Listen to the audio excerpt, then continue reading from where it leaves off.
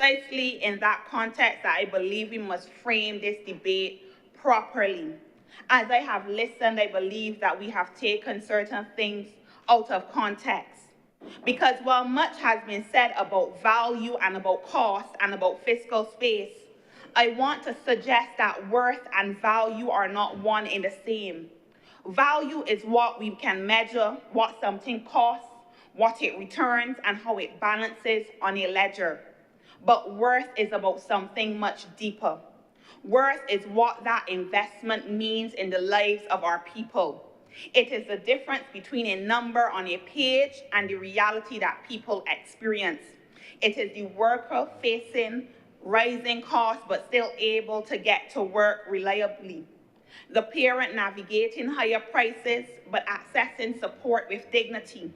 The young person still able to see opportunity despite global uncertainty.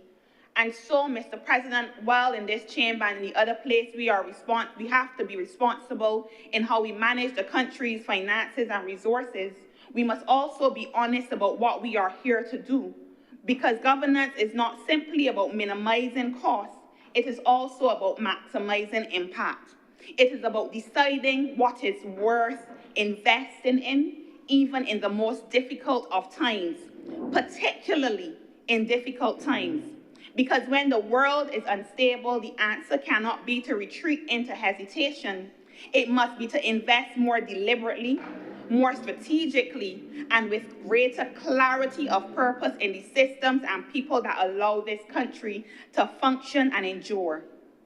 Mr. President, these estimates are not simply a financial exercise, but a statement of belief. A belief that even in the face of global instability, we must continue to build, to strengthen, and to move forward. We knew and we said in COVID, no retreat and no surrender, and that must continue to be our motto in a world that continues to change the rules on us. We must have the confidence to invest in ourselves because ultimately the question before us is not only what these allocations cost, but what they are worth to this country and whether we are prepared to make the investments necessary to ensure that Barbados continues to progress. We are no longer at a stage where we are building from scratch. That has been said before. We have already laid much of the foundation, and so the task before us is no different.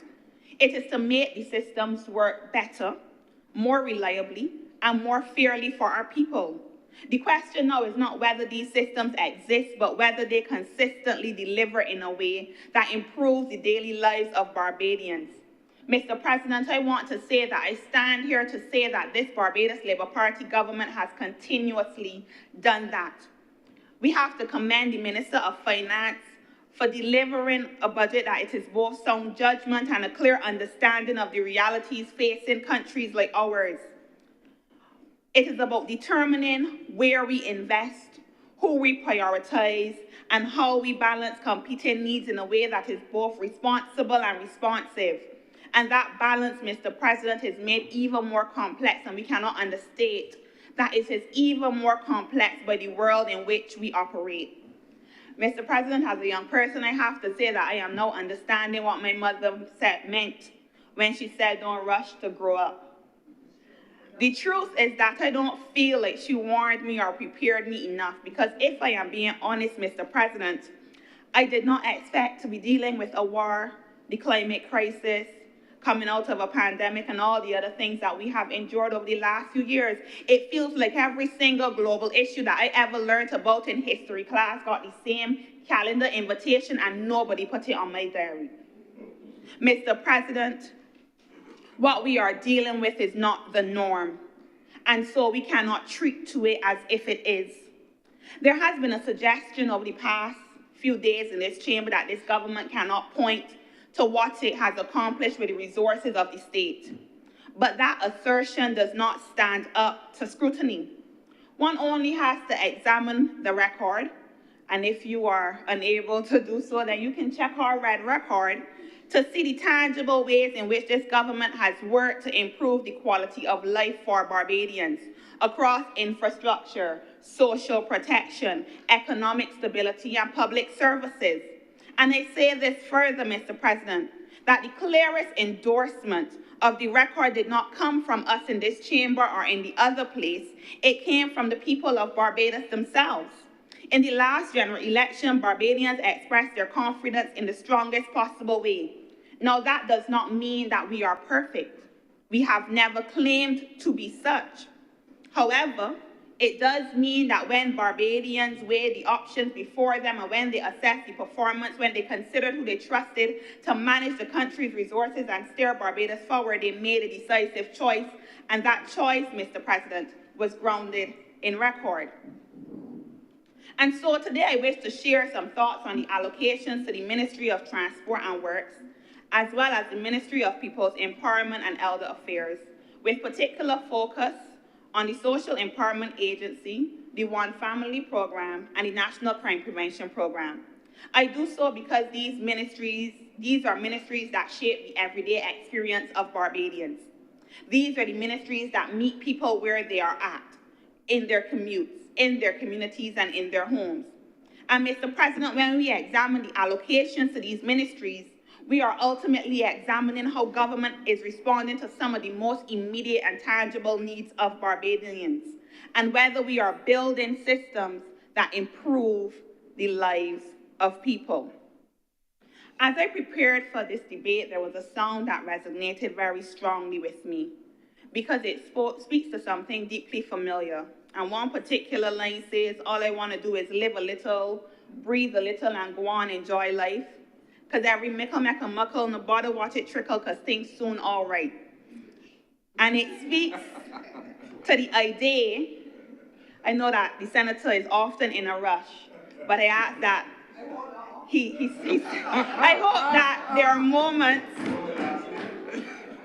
I hope that there are moments, where he actually slows down and takes his time. So this line speaks to the idea that life is lived in the everyday, and that progress often comes not in dramatic moments, but in small, steady improvement over time. It reminds us that people are not simply trying to get by, but rather to live with a sense of ease, dignity, and hope that things are moving in the right direction. It reflects a quiet but powerful truth that people measure progress not by announcements, but by how their lives feel from one day to the next. Whether the bus comes on time, whether the road is passable, whether groceries are affordable, and whether systems respond when needed. And these are the moments that shape people's confidence in their country. And so, Mr. President, that line captures something quite profound, that real development is not a spectacle, but whether the average Barbadian, the most vulnerable, and the marginalized feel like life is becoming manageable. Mr. President, development literature often reminds us that real progress is not built on grand promises, but on solving real problems in practical ways. And as political scientist Harold Laswell reminds us, politics is ultimately about who gets what, when, and how. Those two ideas taken together go to the heart of what we are doing in this chamber. Against that backdrop, Mr. President, I turn to the Ministry of Transport and Works, because when we talk about development in real terms, we are really talking about how people move through their everyday lives. And right now, for many Barbadians, that experience is being shaped by one central issue: traffic. The ability to get from home to work, to school, to the supermarket, to an appointment, to just drive around safely, reliably, and without unnecessary stress is not a luxury. Our traffic challenges are no longer isolated frustrations or occasional inconveniences. For many, it is a daily reality. We feel it, and it frustrates us. This is time taken away from families, from rest, from productivity. It is the parent trying to get home after a long day. It is the student trying to get to work, the worker trying to be punctual, the small business trying to meet deadlines. And when that becomes a norm, it wears on people. Commute that should take 20 minutes are stretching into an hour. Parents are leaving home earlier to remain on schedule. Workers are arriving tired before the day even begins. And around this country, people are asking one simple question: why is it so difficult to move? And that is why the allocation of $159 million to the Ministry of Transport and Works must be understood as part of an integrated effort to address these traffic woes. Because traffic is not caused by one issue. It is the result of multiple systems not working together as efficiently as they should. It is roads, it is drainage, it is transport availability, it is route coverage, it is infrastructure, and yes, it is also behavior. Mr. President, what we are seeing from this administration is an attempt to tackle these layers simultaneously. And so we've heard much talk about flyovers, but the allocation to this ministry also shows that it is not a one-size-fits-all approach. Neither is there a rush to get to a solution that will not resolve our challenges. And so there are also public consultations happening. I know the Honourable Senator mentioned that we are doing it backwards, but it's okay to have your idea in your head and still speak to other people. It is perfectly fine to decide that we want to take this route, but we are open to other suggestions because we understand that all of the ideas, all of the solutions do not reside here. On the infrastructure side, there has been a rehabilitation of over 70 roads across Barbados, including key corridors that carry heavy volumes of daily traffic. That work is not just about smoother roads. It is about improving the flow of movement across Barbados and reducing bottlenecks. We've also seen the investment in equipment, modern asphalt pavers, milling machines, graders, and road repair units that allow the ministry to move even more quickly and more efficiently in addressing deteriorating road conditions, because potholes and poor road surfaces don't just damage vehicles. Mr. President, this approach is clearly reflected on the Head 510 Road Network Services, where we see an increase of $15 million. That increase is about more crews on the ground and more roads being repaired. Most notably, Mr. President, this is seen under sub-program 513, Residential Road Construction and Maintenance Services, which provides for road repairs and improvements in communities where people live. Here, there is an increase of $12 million. This money is being allocated to gaps and to neighborhoods. The road outside your house, the road that you reverse on, the road that you cut through in order to avoid some traffic. When these roads are filled with potholes and even surfaces and even broken edges, people feel it immediately. Tires burst, shocks suffer, vehicles have to go to the mechanic more, and simple drives become stressful. It makes it difficult for some persons to walk, particularly the elderly, or for persons living with disabilities to navigate their own communities. And ultimately, it makes them uncomfortable in the very spaces where they should feel more safe. And so this increase means more patching crews, more resurfacing, more consistent repairs in neighborhoods that people use every day.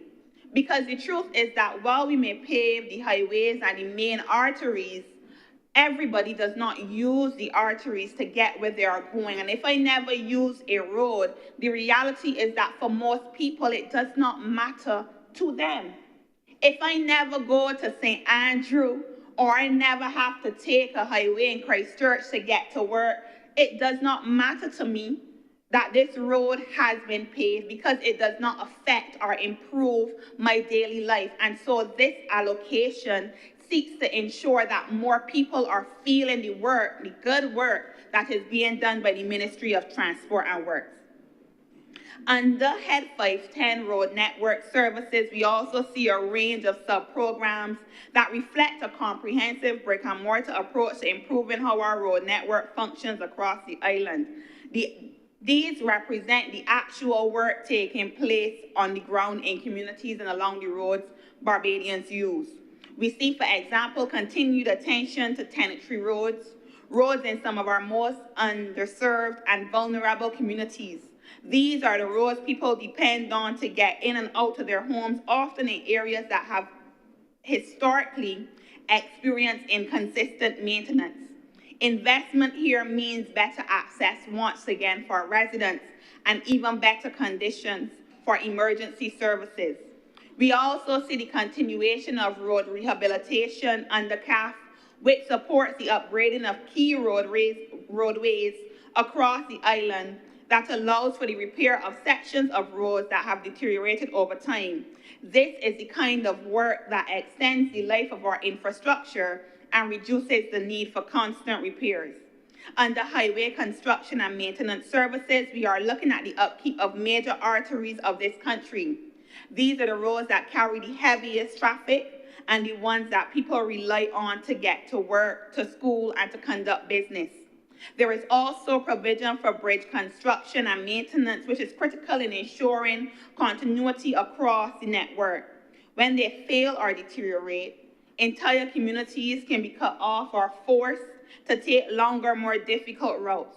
And this does not include the work being done in the Scotland district, Mr. President, because we see a dedicated road and bridge rehabilitation for the Scotland district, which is particularly important given the unique environmental challenges in that area. The terrain is unstable and this infrastructure requires special and ongoing attention. Finally, the roadway beautification project focused on highway verges ensures that our main roads are not only functional, but safe to use. So when we look at Head 510 in its entirety, Mr. President, what we are seeing is a full spectrum approach: community roads, highways, bridges, and even verge upkeep, all working together to improve mobility across Barbados. It is practical and it is visible work. Mr. President, when we turn to Program 511 drainage services, and in particular Sub-Program 515 maintenance of drainage to prevent flooding, we begin to see a much more structured and forward-looking approach to addressing one of the most serious challenges facing this country. We see provision for climate change adaptation works, including maintenance and construction of wells, the rehabilitation of existing systems, and the development of retention ponds, box drains, and check dams. These are not small interventions. These are physical engineered solutions designed to control water flow, reduce runoff, and prevent flooding in vulnerable and low-lying areas. We also see investment in the modernization of how we manage drainage infrastructure. Provision is made for consultancies to update drainage systems alongside the development of geographic information system and a storm water management system. Now that sounds technical, but the truth, and very simply put, is that managing water effectively requires data, mapping, and planning. It means understanding where water flows, where it collects, where interventions are most needed. It moves us away from reactive responses and towards a system that can anticipate and manage risk even more effectively. In addition, there is the provision for purchase of machinery and equipment, including roadworks machinery and storm water level loggers. This matters because without the right tools, even the best plans cannot be executed. And importantly, Mr. President, we see targeted flood mitigation works in specific areas. These are communities that have experienced flooding, rail disruption, and in some cases, significant loss. So this is intervention where it is needed most. But Mr. President, we must also connect this to the fact that poor drainage does not only lead to flooding, it leads directly to the deterioration of our roads. When water is not managed, it seeps into the road base, it weakens the structure, and it accelerates the formation of potholes and cracks. So the work we are doing on the roads can be undone if drainage is not addressed at the same time. In that sense, it is not separate issues we are dealing with, but it underpins the transport system that we are trying to address. Mr. President, for the average Barbadian, this is very practical because it is the difference between heavy showers passing with minimal disruption or turning into a situation where homes are flooded, or roads becoming impassable and communities being cut off. It is the difference between driving on a road that holds up after rain or one that breaks apart. It is about safety and peace of mind. Mr. President, when we turn to Program 512, particularly focused on the Scotland District, we are looking at one of the most complex and vulnerable areas of infrastructure management in this country. The Scotland District, as we know, is not like the rest of Barbados. And so its soil conditions are unique, and its road network is consistently under pressure from land movement, erosion, and heavy rainfall. And this is why the work must be continuous, and we see this reflected in the estimates under sub-program 516, with a significant increase of over $5 million, just up from under $2 million in the previous approved estimates. Mr. President, the reality is when the roads in the Scotland District deteriorate or become impassable, the impact is not simply confined to those communities alone. It affects the entire transport networks. When key routes are compromised, traffic is forced onto alternative roads, creating bottlenecks, increasing congestion, and placing additional strain on infrastructure that was not designed to carry that volume of traffic. This is not just a rural issue, it is a national one. And so we see in particular capital expenditure rising to over $4 million for assets under construction, and it points to more substantial work being undertaken. This includes stabilization efforts, road and bridge rehabilitation, and ongoing maintenance designed to keep critical routes open. This work is not straightforward. It requires engineering solutions to take into account shifting land, drainage problems, and environmental pressures. But for the people who live and travel through the Scotland District, it makes the difference between access and isolation. And so this work is about preventing the kind of disruption that ripples across the wider road network, and also ensuring that no community is left cut off because of terrain and neglect. I want to turn very quickly to Program 510, Electrical Engineering Services. And we are therefore continuing the same conversation about safety, but from a different angle, because lighting is what determines whether these roads we are investing in can be used safely at night. And I will say very plainly that too many of our roads are still dark. There are communities where lighting is inconsistent, where outages persist, and where entire stretches of road feel very unsafe after hours. And this is not a minor issue. It affects how people move and whether they feel secure and whether or not they feel comfortable participating in life. I also want to say as a woman that darkness is not neutral for me. If I say that I'm already nervous in certain instances about traveling the street at night, and this has nothing to do with the violence that we are seeing increase, but just generally, then a dark neighborhood or a dark stretch of road makes it even more uncomfortable and makes me even more nervous. And so a poorly lit road is not just an inconvenience, but it makes me very hesitant to do very simple things. And it affects whether, and this is for everybody, whether you feel comfortable walking home, waiting on transport, or even stepping out in the evening. I remember when I was a little younger, I don't really run much anymore, Mr. President, I have to admit.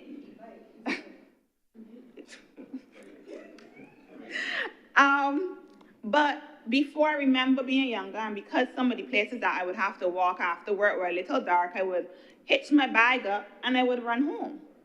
The reason for that is to get as far away from a dark area as quickly as possible.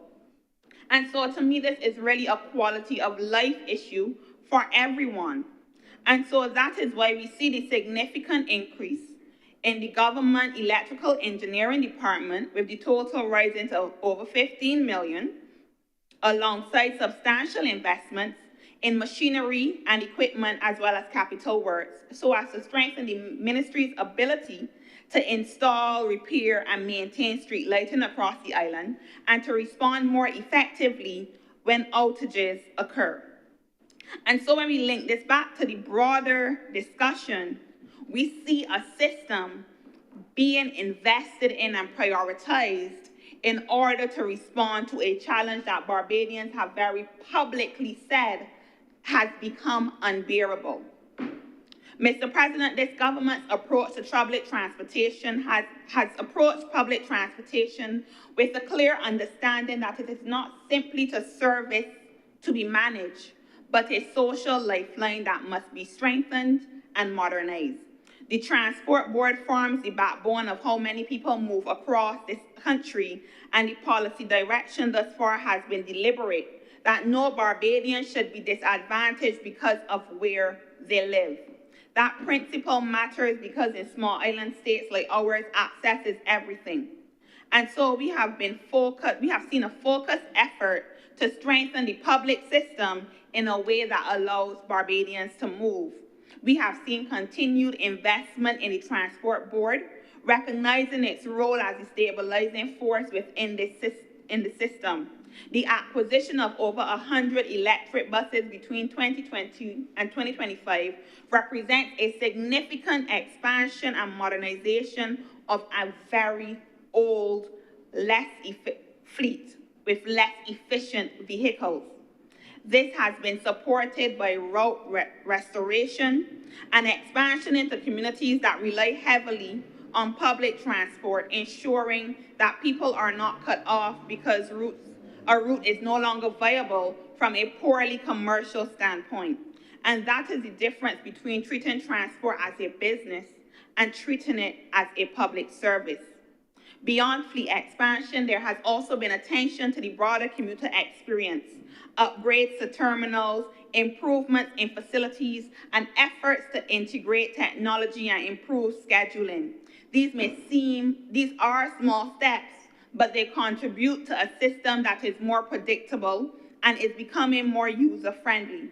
Because at the end of the day, Mr. President, what people want is simple. They want to know that when they leave home, there will be a bus, that it will come in a reasonable time, and it will get them where they need to go safely. Now, Mr. President, are we near where we need to be? No. And it would not be honest to suggest otherwise.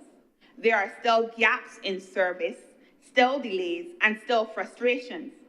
But what we are seeing is a government that recognizes those challenges and is actively working to address them through investment, through reform, and through a policy direction that places people at the center. Transportation is about fairness. It is about ensuring that persons' access to opportunity is not determined by geography. I want to also quickly acknowledge that infrastructure alone will not solve the challenges that we are facing. We can invest in roads, improve drainage, expand lighting, and we must. But there are also conversations we need to have as a society about how we interact with these systems. Mr. President, indiscipline on our roads is a real issue. Reckless driving, disregard for traffic rules, improper parking, and a lack of patience all contribute to congestion and in some cases accidents. If you are in a rush to get where you have to go, you are reckless and you cause an accident when nobody can't move. We are all stuck here and you still can't get where you have to go. And so no amount of road expansion or repair can fully compensate for behavior that disrupts the flow of traffic and puts others at risk. So while government must continue to invest, there is also a responsibility on all of us to use roads in a way that is safe and considerate. We must also begin, Mr. President, to think more creatively about how we reduce pressure on the road network. There were lessons taught by COVID that I was hopeful we would continue with. And so conversations around flexible work arrangements and remote work become important. Not every job requires a daily commute at the same time. If we can stagger work hours, encourage hybrid models where possible, and reduce peak time congestion, We can ease some of the strain on our roads without having to build our way out of every problem. These are practical, modern solutions that many countries are already embracing, and we need to move beyond presenteeism in Barbados and give serious consideration here in Barbados.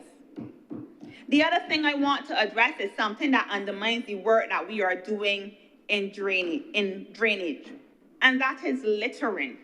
Mr. President, when garbage is discarded irresponsibly outside through the bus window, through the car window, it ends up in drains through illegal dumping.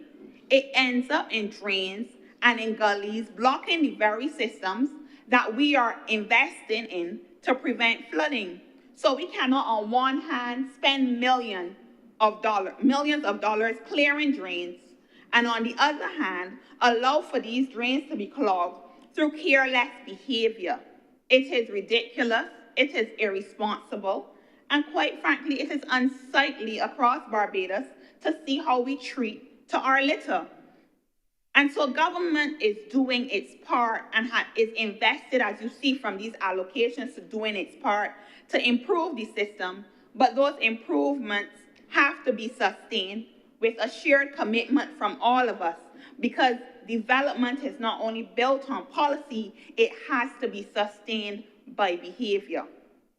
I now want to turn to the Ministry of People's Empowerment and Elders Affairs and to focus on the National Crime Prevention Program, the Social Empowerment Agency, and the One Family Program. Because if the work of the Ministry of Transport and Works is about how people move through the country, then the work of this ministry is about how people live within it, especially those who are most vulnerable. It is about whether individuals, Mr. President, and families are supported and whether communities are stabilized, whether we are addressing the root causes that give rise to social challenges or simply dealing with the symptoms. And so these programs sit at the intersection of social protection, community development, and national stability. They speak to how we respond to poverty, how we intervene early to prevent crime, and how we create pathways for people to move from vulnerability to opportunity, or as Senator Ford likes to say, from internship to ownership. Because development is not only measured by infrastructure or economic growth, it has to also be measured by people's ability to thrive. And so when we examine these allocations, we are really examining how government is investing in people, their dreams, their potential, and the social fabric of this country. Mr. President, I turn to the National Crime Prevention Program because if we are serious about development in this country, we must also be serious about safety, and this government is exactly that. This program is evidence that this government has recognized that if we are to build safer, more cohesive communities, our interventions must come earlier, be more deliberate, more consistent, more integrated, and bring more partners into the fold. The National Crime Prevention Program represents an understanding that crime does not exist in isolation, but is linked to deeper social issues: unemployment, lack of opportunity, family instability, disengagement from education and community environments where support systems are weak. And if legitimate sources of inspiration fail to appear, illegitimate sources will thrive. And so the approach here is not to punish, but to prevent. It is about identifying people, particularly young people, who may be vulnerable to negative pathways and providing them with alternatives through mentorship, skills development, structured programs, and community-based interventions. This matters because oftentimes prevention is not visible in the way that enforcement is.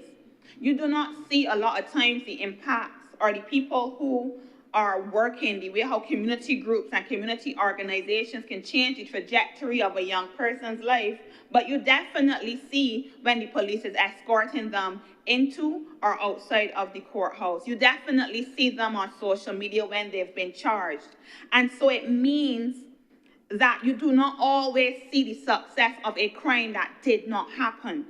A young person who chose a different path, or we take it for granted that some young people are just going to be excellent.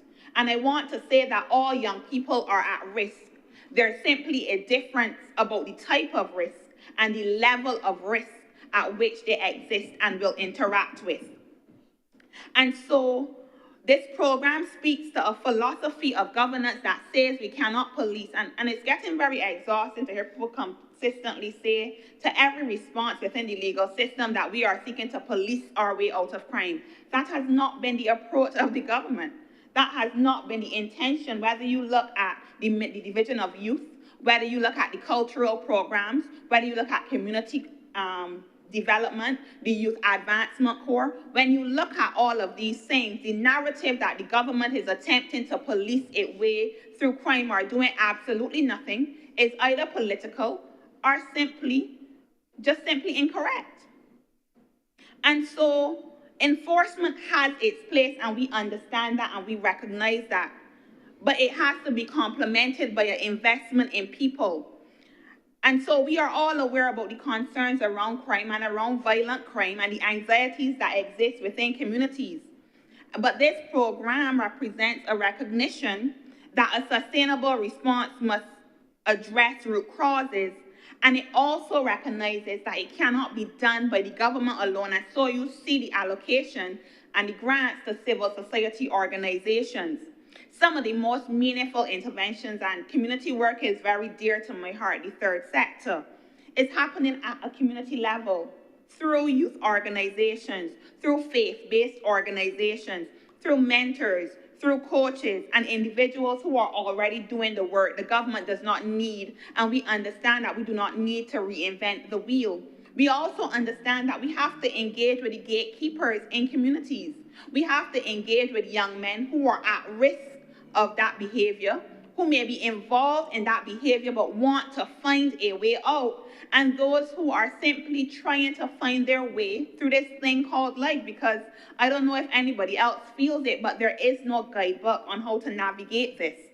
And so, Mr. President, we are working together with people through the National Crime Prevention Program with a shared commitment of changing outcomes where it matters most. And so the allocation to the National Crime Prevention Program is an investment in safer communities, paired with the work being done in enforcement and in young people for the long-term stability of this agency. Mr. President, yesterday my colleague spoke very briefly to the Social Empowerment Agency. In this financial year, a sum of $127 million has been allocated. It reflects a deliberate restructuring, as she said, about how social services are delivered. It combines 5 agencies: the Welfare Department, the National Assistance Board, Child Care Board, the Resilience and Reintegration Unit, and the National Disabilities Unit into one single coordinated system.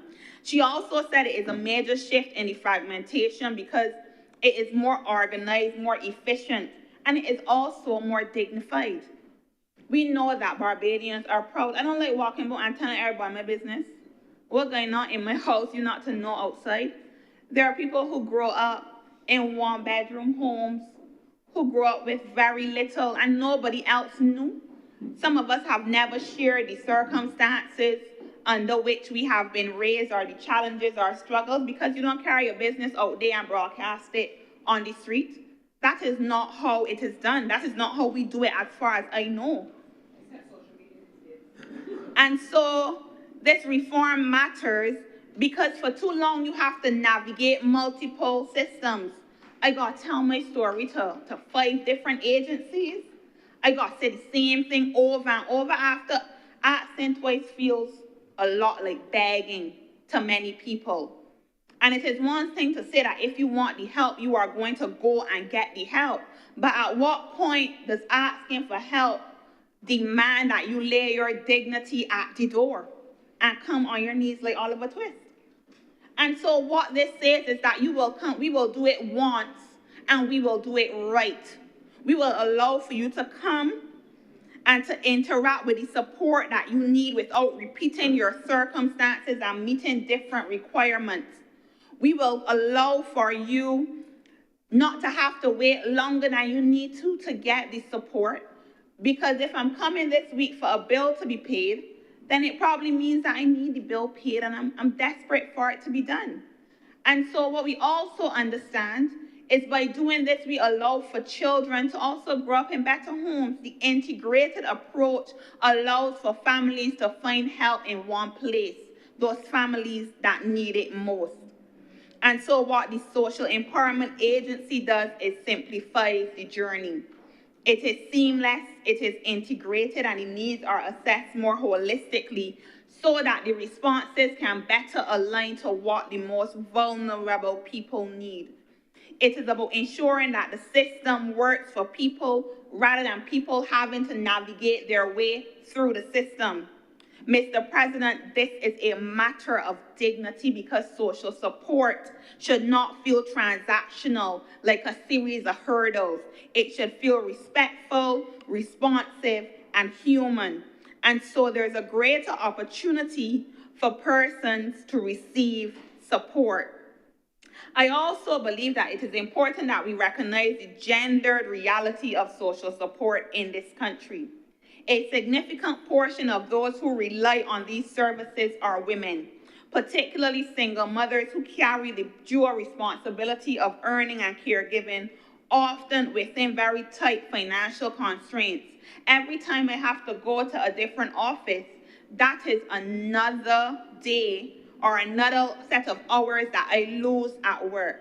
And many women, many single mothers within the system work in some of the most volatile industries that exist, particularly hourly.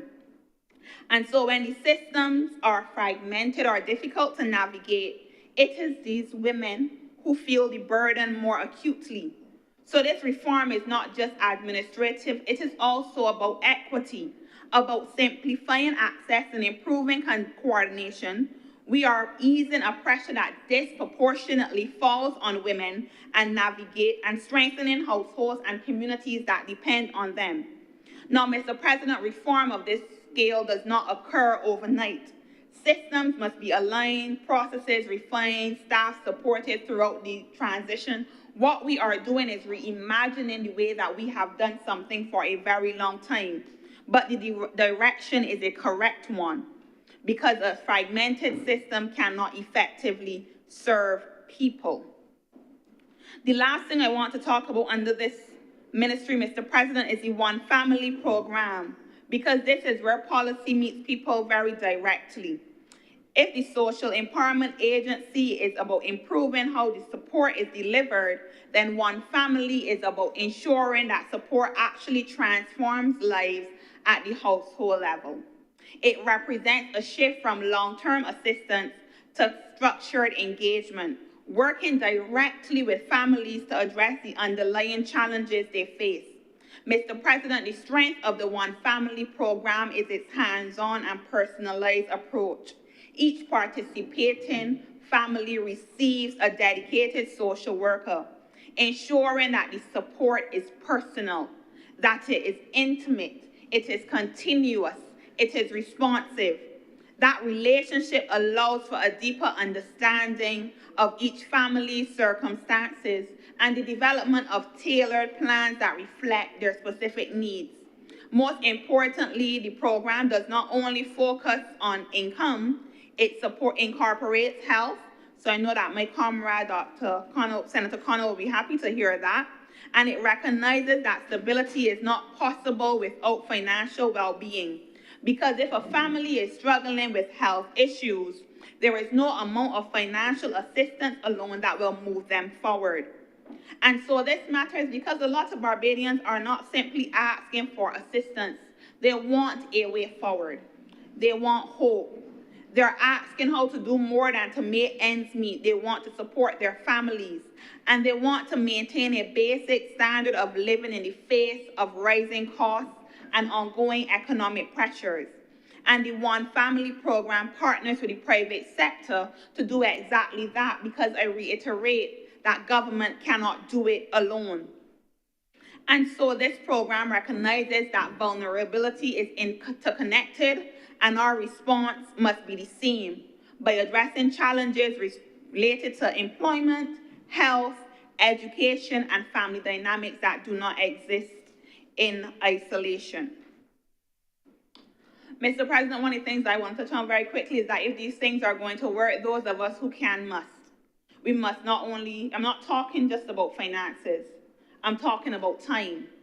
Mentorship goes a long way in addressing some of the challenges that we have. Giving back matters. There are so many things that I can point to in my life where volunteerism and mentorship assisted me as someone who grew up in a family where my mother was a housekeeper, a domestic worker, because housekeeper sounds a bit fancy, and my father was a mason, and it was seasonal. He was not necessarily attached to a company. Some days he would just leave home and say he going and check the job sites to see if he can make a dollar. Make a dollar, sorry. Right? And so the truth is that if we refuse to pour back into our community in a meaningful way, some of the challenges that we are experiencing will contort themselves into other formations. And what I want to say is that I see a lot of discussions happening on social media. You could count the platform, you could even get down to brass tacks, and you will hear the issues that are occurring. And so I believe that we have to ask ourselves, we continuously ask of the government, what are you doing for us? And at some point in time, the question must be, how can we also help ourselves and help our communities? How can we give back? And it doesn't have to be like some persons in here leading a 6-week program or 8-week program, but an hour a month?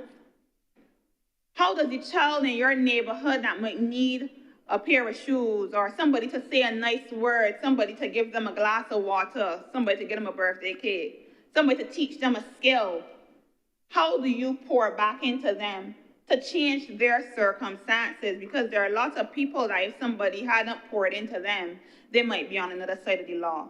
And I just felt it very important, Mr. President, to make that aside. And there's also one last issue that I want to tackle, and that is the question of risk for a government.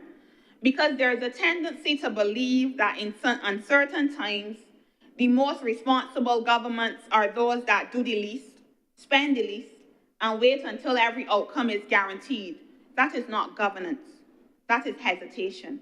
And in the world that we live in, where I could go to sleep at 11 o'clock, wake up at 6 and realize that the world is on the brink of a war, and that a strait that most of the 20% of the oil in the world flows through is now closed, and people are bombing left, right, and center, airports are closed. Oh, Mr. President, hesitation and inaction has a cost. Risk does not disappear when we choose not to act. It just shows up in another form.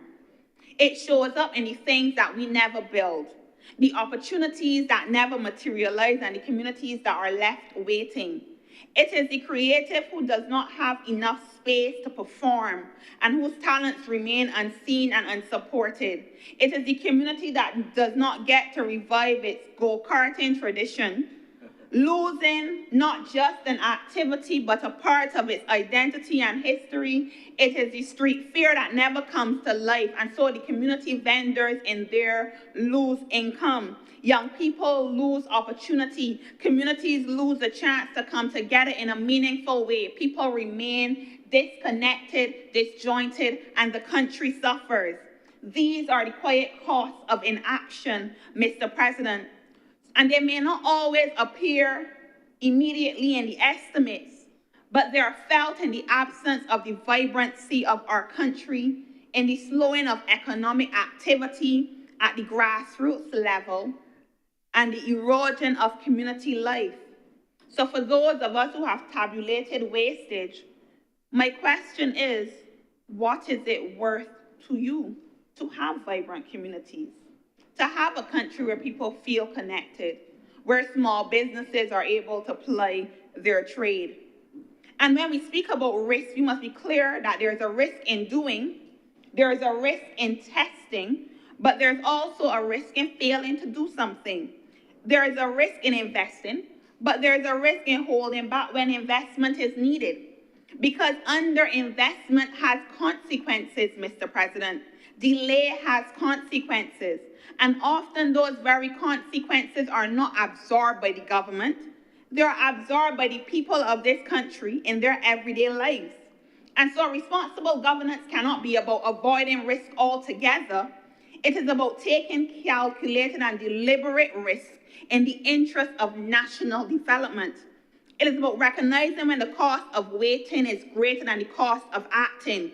It is about understanding that investment, whether in infrastructure, in communities, in culture, or in people, does not always produce immediate returns, but is necessary to build momentum and resilience over time. Because, Mr. President, if we are honest, many of the systems and opportunities we benefit from today exist because at some point a government chose to act ahead of certainty. They chose to invest, to build, to create space for growth, and not because it was risk-free, and not always because they were certain of the returns that they would get, but because it was necessary at that point in time. If we had decided that independence was too much of a risk, we would not be a republic. If we had decided that the only time to grow was when we had nothing to lose, Barbados would not be celebrating in the way that it is, and would not be noted as a country that punches above its weight, that speaks loudly and boldly in rooms where other Caribbean countries are waiting for invitations and having silent meetings. Mr. President, if we are continuing the trajectory that we are on, we cannot now retreat into a mindset that confuses caution with progress. And so what you see in the estimates, Mr. President, is a government that is not reckless. We do not need to be lectured on financial prudence. We know exactly what it is. We have demonstrated it. It is also one that is not paralyzed. It is a government that recognizes that leadership requires both discipline and courage, and one that is prepared to take responsibility for its decisions, because we understand not only what those decisions cost, but also what is possible for the people of this country. I want to reflect on a sentiment raised yesterday as I close, that we must not dream in the clouds, but remain practical in our approach to governance. And I agree to a point. But while governance demands discipline, realism, and careful stewardship, progress has never come from playing it safe. It exists in the space between what we know and what we dare to imagine. It is built when we take what is practical and push it just far enough to create something better from our people. So, Mr. President, we have to decide what we are willing to sow, because development, like anything of value, requires investment before it yields results. It requires patience, consistency, and belief. And in that sense, I return to the simple but powerful idea that has guided my contribution: mickle to muckle. That real progress is built step by step. That decision by decision, investment by investment, it is not always dramatic, it is deliberate, it occurs over time, and those steady, small choices accumulate into something meaningful. So these estimates reflect a government that is attempting and that will balance responsibility with ambition, realism with progress, and immediate needs with long-term development. It reflects a government that is invested in infrastructure, in people, and in systems and everyday life. And so we not only commit to these estimates and delivering them, but also to imagining in new ways how to move Barbados forward. With that, I am obliged.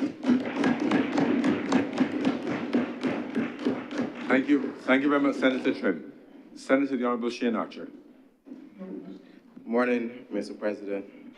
Good morning, colleagues and the young people who are here today representing various organizations. You know, Mr. President, they say when a batsman walks out for his maiden innings, it's always a nerve-wracking experience. The heart beats a little faster, the balls come a little quicker, and the field somehow seems a bit narrower and tighter than it really is. And I must confess, sir, that rising to make my first contribution in this honorable chamber carries a similar feeling, especially since it's responding to appropriation bill. But having watched the solid start laid down by the batsmen before me in the other place, I am confident that I will settle in quickly, and in this place too. Not on that side, but I may settle in quickly, and by God's grace, make a useful contribution to my side. Mr. President, I rise with humility, with gratitude, and with a great sense of responsibility. To stand here and to make my first contribution is not something I take lightly. It is a privilege, it is an honor. I know the saying goes, to whom much is given, much is expected. And it is a moment shaped by my family, my mother, my sisters, my brothers, my aunts, and by my faith and by my community at home in St. George North, where the action is, and by the example of those who form me. Permit me, sir, to express my respect and thanks to our Honourable Prime Minister, not only for selecting me, a young person, to serve alongside her in the Division of Youth and Culture, but for her courage, her clarity, her confidence in the people of Barbados, which continue to shape the direction of this republic, sir. Through you, sir, I want to say thank you to the Prime Minister, that her belief in young people, her insistence that Barbados must think boldly, her refusal to allow this country to shrink in its own imagination, has opened doors for a new generation of public servants and a new generation of political representatives. I also rise, Mr. President, with full awareness of the legacy of my father, who stood in the other chamber for over 25 years. I know the weight of that history. I know the seriousness of public life because I saw it up close. I saw the difficult decisions. I saw the long meetings. I saw the unglamorous side of service, sir. I also saw the burden of carrying other person's hopes, even when your shoulders are tired. So I do not enter public life with illusions. I enter public life with my eyes open and my heart ready. And Mr. President, permit me to call a name. My aunt, Sheila Archer Ashby, God rest her soul. She was one of those people whose influence cannot be measured only by title or by position. She was a community woman in the truest of Bajan terms. She had a way of making people feel seen, making people feel heard, embracing people without conditions, sir. She believed that leadership was not about who you could impress, but who you could include and who you can influence. She believed, sir, that of a politics of humanity. Hers was a life of service. Long before many of us started to speak about social cohesion and inclusion and these type of terms, she was already living it. And I remember many days she would cook some food in a big pot, and there's only 5 of us to eat, but a pot that could feed about 30, and at the end of every evening, all was gone. And that was so because everyone in the community would always come and get a share of food, a plate of food. And sir, as a young senator, I would be failing my generation if I did not take a look around this chamber and acknowledge the amount of young persons who are sitting among us. Sir, a progressive Senate. On our side, we see Senator Strim, Senator Odell, Senator Benjamin. In front of me, Senator King too. On the other side, we see Senator Floyd, my old schoolmate, Senator Slocum, and Senator Waters to some extent, even though that his party might be giving him a few gray hairs before his time, he's still relatively a young man. And I say all of this to say, sir, it is not lost on me, nor do I believe on any of the younger senators in this honorable chamber, the immense opportunity and responsibility that we bear. At least for me, sir, I intend to be guided by the spirit of those words we know all so well, to do credit to my nation wherever I go. Mr. President, I come to this chamber as a young voice, but not as an empty voice. I come with conviction, with memory, with urgency, and I come for love of my country, Barbados. And because I love Barbados so, I must speak honestly about the Barbados that raised me. Sir, I grew up in a Barbados where community service was not a branding exercise. It was not a performance. It was not something that you only did if there was a stipend attached. It was part of our moral instinct. It was normal to help, normal to show up, normal to volunteer, normal to clean a gap, normal to help the church, normal to attend a school event, normal to assist a neighbor, and sir, normal to help the elderly, because that is what decent people do. Now, Mr. President, sometimes people say that young people do not know that Barbados. That they say that young people do not know sacrifice. We do not know duty. We don't know volunteerism. We don't know community. I do not accept that as the truth, sir. Very often when a society keeps telling a generation that it knows nothing of service, nothing of discipline, nothing of shared responsibility, some begin to inhabit the low expectation placed upon them. And if you tell people often enough that something noble is not for them, some will eventually stop reaching for it. But that does not mean the capacity was not there. And that is why I reject easy cynicism about young people. Gen Z is sharp, expressive, entrepreneurial, and globally aware. Generation Alpha is coming behind us, sir, with extraordinary fluency in technology, imagination, and innovation, sir. These are not weaknesses. We must see them as assets. But every asset requires a moral frame. Talent needs values. Innovation needs purpose. Confidence needs character. So the question is not whether our young people have capacity. The question is whether we will summon that capacity in the correct direction. Mr. President, there's a phrase we hear too often right now: what is in it for me? And while I understand the economic pressures that many may face, and I understand that modern life can push persons towards survival thinking, I still believe that Barbados must resist the danger of becoming a transactional society. Sir, a nation cannot survive on transaction alone. A nation must also live on trust, on duty, on memory, and on common purpose. That does not mean I am condemning my generation.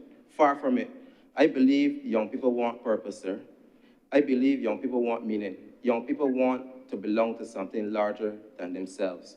But if all we see modeled before them, or modeled before us, is extraction, noise, vanity, and division, we should not be surprised when they start to begin to mistake those things for success. Mr. President, I spent some time on this because this moment in our national life, it is about more than economics. It's about the kind of Barbados that we are protecting and the kind of Barbados that we are preparing. Sir, I've spoken about the places and people that form me. Let us now turn before the matter before this House, the Appropriation Bill 2026. Sir, from the outside, I want to say I support this bill wholeheartedly. It was masterfully laid before the other chamber by the Minister of Finance and defended and explained by the Prime Minister and those in the other place and also up here as well. And there's a reason, sir, why this budget was called a people's budget. Because this bill is fundamentally about people. And I want to submit to this chamber that this is, in a very real sense, a youth and culture bill. It is a youth and culture bill because in the direct sense and in the deeper sense. It is youth because it invests in future. It is culture because it protects the character of a people in the present. Mr. President, culture is not only the song, not only the dance, not only the festival, not the stage or the costume. Culture is also the way of how ordinary people live. It is how we move through the world. It is how we shop.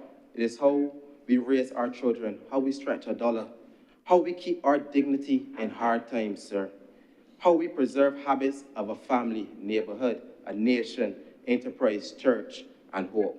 So when the government decides, sir, to absorb part of the increase in electricity costs, when it cushions fuel prices, when it blunts the freight costs that would otherwise drive up prices on the supermarket shelf, when it expands the reverse tax credit, broadens the compensatory income tax credit, lifts the pensioner taxable allowance, and provides direct support to pensioners, sir, who are on a fixed income, increase welfare recipients and persons with special needs. It is doing more than economic management, sir. It is protecting a way of life, our way of life, and providing a better life for our people. It is making sure that Barbadian households are not thrown so violently off balance and that the ordinary rhythms of life do not start to break down. It is making sure that the worker can still get to work. It is making sure that the family can still buy groceries. It is making sure that the elder can still stretch a fixed income. It is making sure that the home can still keep the light on without becoming the dominant mode of the month. And that, Mr. President, sir, is culture too. That is a deeper cultural meaning of this bill. Because a people protected at the pump, a people protected from rising light bills, a people protected at the supermarket, and a people protected in their golden years is a people given the dignity to remain themselves. And that is not a small thing, sir. That is governance with a soul. Sir, I now want to turn on to the work that the Division of Youth Affairs has done over the past year. And I want to focus on two main departments because we don't have much time. The Youth Advance Score. Sir, oh my God, get two hours late. My independent opposition senator. Sir, the Youth Advance Score, we had over 400 persons graduate from this initiative over the last year. And well, sir, that's commendable. We are ramping up that to 1,000 this year because too many young persons in this country have lost hope. Too many of our young persons need opportunity. And the Youth Advance Score presents that opportunity, especially for those, sir, who may have left school without certificates or skills training, sir, who may have left school with this training, but still need some form of discipline and moral advancement, sir. So that the Youth Advance Score is going to, as I said, we are going to ramp up to at least 1,000 students in the next year. Next week, we have the opening of the new home in Paragon. And sir, this is going to be the future for many of those quote-unquote at-risk youth. And sir, the Block Transformation Unit, over 1,500 young people were engaged over the last year by the Block Transformation Unit and through Project Dawn.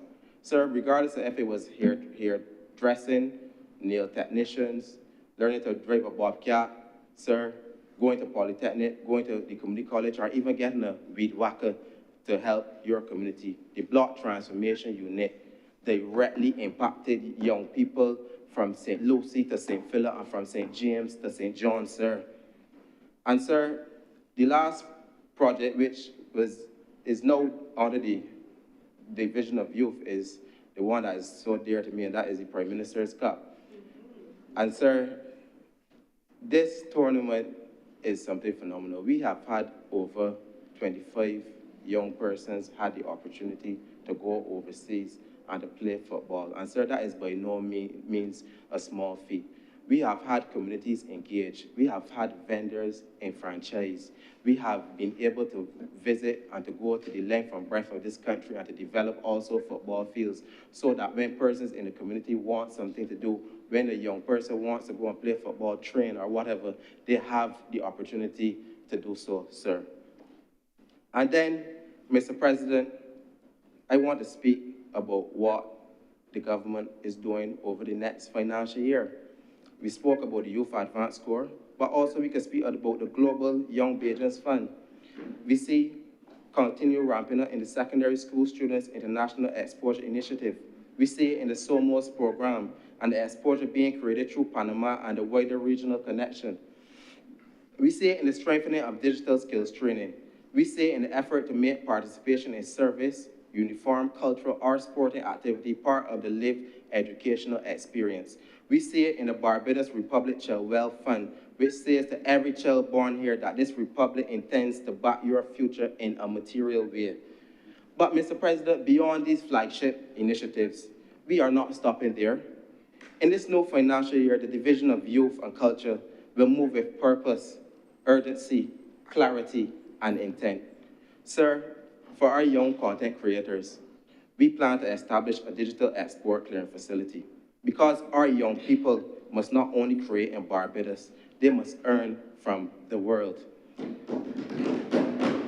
Sir, this will open doors that were never opened before. And I know the independent senator and I sat on the board of the BCSA. We were trying to do this for quite some time. And while we may not be able to get direct payments in currently, we must create a workaround for our young people in this nation to really create a better life for our people. Sir, youth in agriculture. You would have heard the Prime Minister during the election speak about allocating 100 acres of land for development for young persons in agriculture. We are very cognizant we may not get 100 acres all one time, but we are starting, sir. And placing lands in the hands of those under 40, supported by roads, water, and electricity, will now give persons the opportunity to grow from the soil up. If we are really going to create a food processing hub in this nation, if we are really going to lower our food import bill, sir, we must start somewhere. So the allocation of these lands, and it will not just be a plain allocation, you will have to go to do training. There's a whole institute at St. Lucie, sir, where persons will be required to go to get some type of formal training so that this program can become a reality. And sir, a revision of the youth entrepreneurship scheme.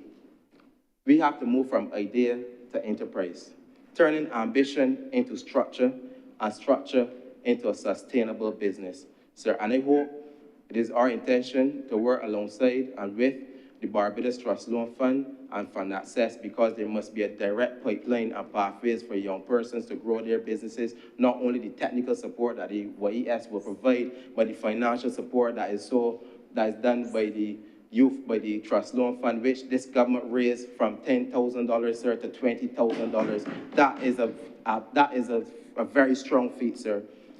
And then there's a Barbados Youth Talent Network.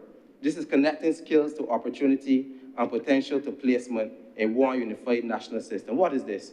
Sir, this is what I call the government's cadet corps, because if we really want to give young persons the opportunity, we must provide the gateways and the opportunities for them to come and register their skills, whether you are interested in climate change or you're interested in the road networks or water networks or engineering. You can you could sign up and register on the website, put in your skills, put in your qualifications and what interests that you have, so that when we need placement on boards, when we need a research paper done, when we need some form of body formed for an initiative that we are planning to execute, we must be able to pull from this network, sir. So this is a very strong feat for young persons. This is opening the doors for young people in government. And sir, the Bridging the Gap Youth Summit. This is a summit which will be chaired by the Prime Minister. And this is where policy will meet reality. And young voices shape the national direction of Barbados.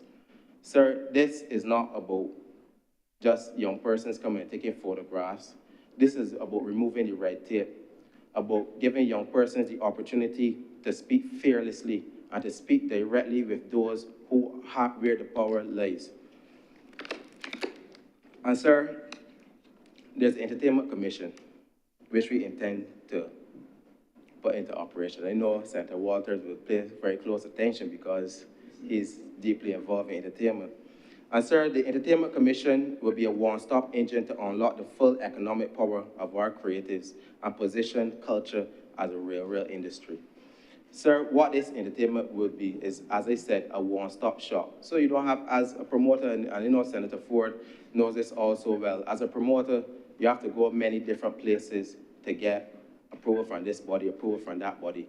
And we know so well in this industry what entertainment provides for our GDP, how entertainment complements tourism, sir. So it'd be remiss of me to stand here after working so long in the entertainment industry and not to put forward the ideas to have an entertainment commission.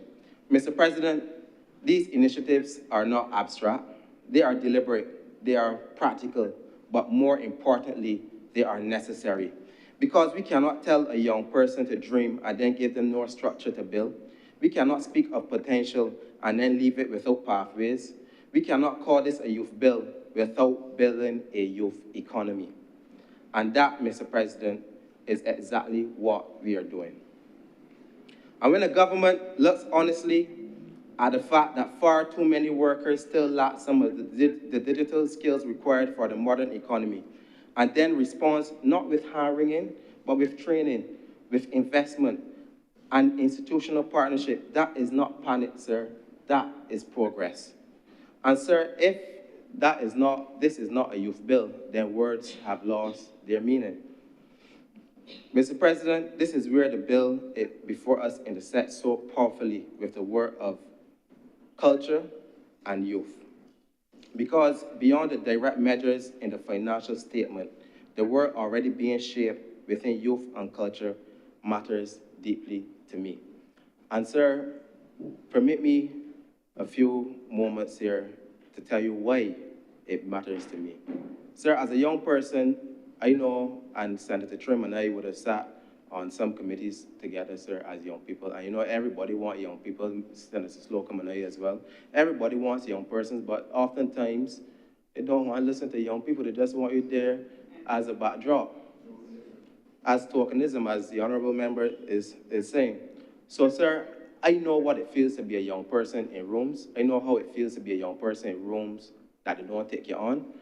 But at the same token, I know what it feels to be a young person and have the support not only of a Prime Minister, luckily for me, but also of the General Secretary of the Barbados Workers Union, who, sir, believes that we will rise or fall on principle.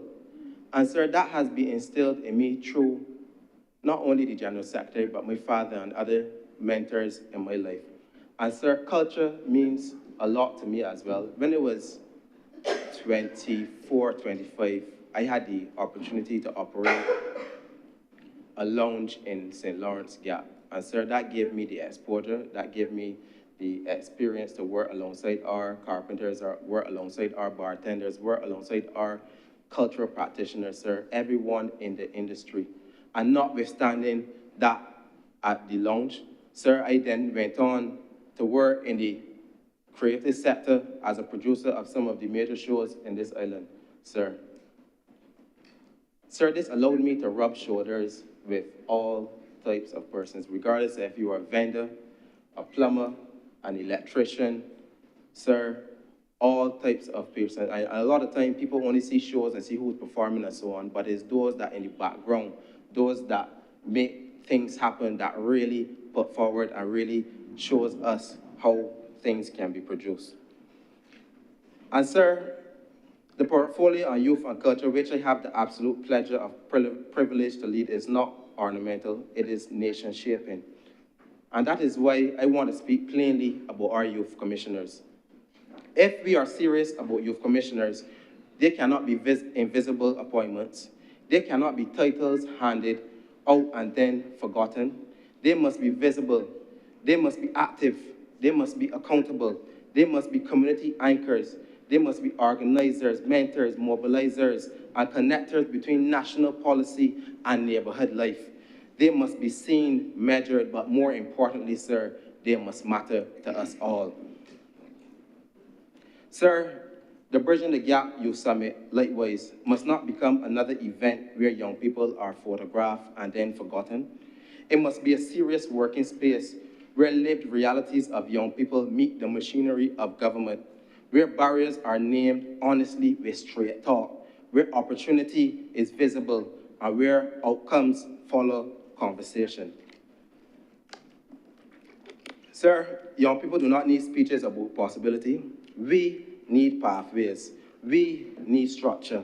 We need systems. We need doors that actually open, and if they are hard to open, sir, we need somebody that is strong enough to kick them open, sir. Mr. President, the same is true about culture. We have for too long spoken about culture as though it is only viable when it is ceremonial, decorative, or seasonal. But culture is economic power. Culture is soft power. Culture is healing power. Culture is strategic power, sir. And that is why the direct cultural provisions in this bill matter so much to me. Sir, the emerging film framework is not a side note. It is a signal. It says that Barbados understands that in the modern world, stories travel, images sell, identity markets, and culture can generate jobs, skills, investment, and foreign exchange, sir. When productions can access structured rebates tied to real local expenditure, and when top-ups are attached to Barbadian practitioners and Barbadian culture contributors, sir, government is making a simple but a powerful point. If Barbados is the host production, Barbados must share in the prosperity, sir. Sir, this is not about glamour. This is about jobs. This is about training. This is about branding. It is about local procurement. It is about people becoming participants, sir, and not spectators.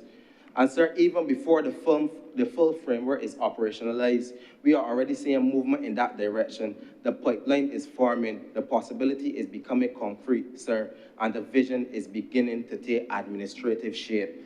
Then, sir, there is a proposed Barbados Film Festival.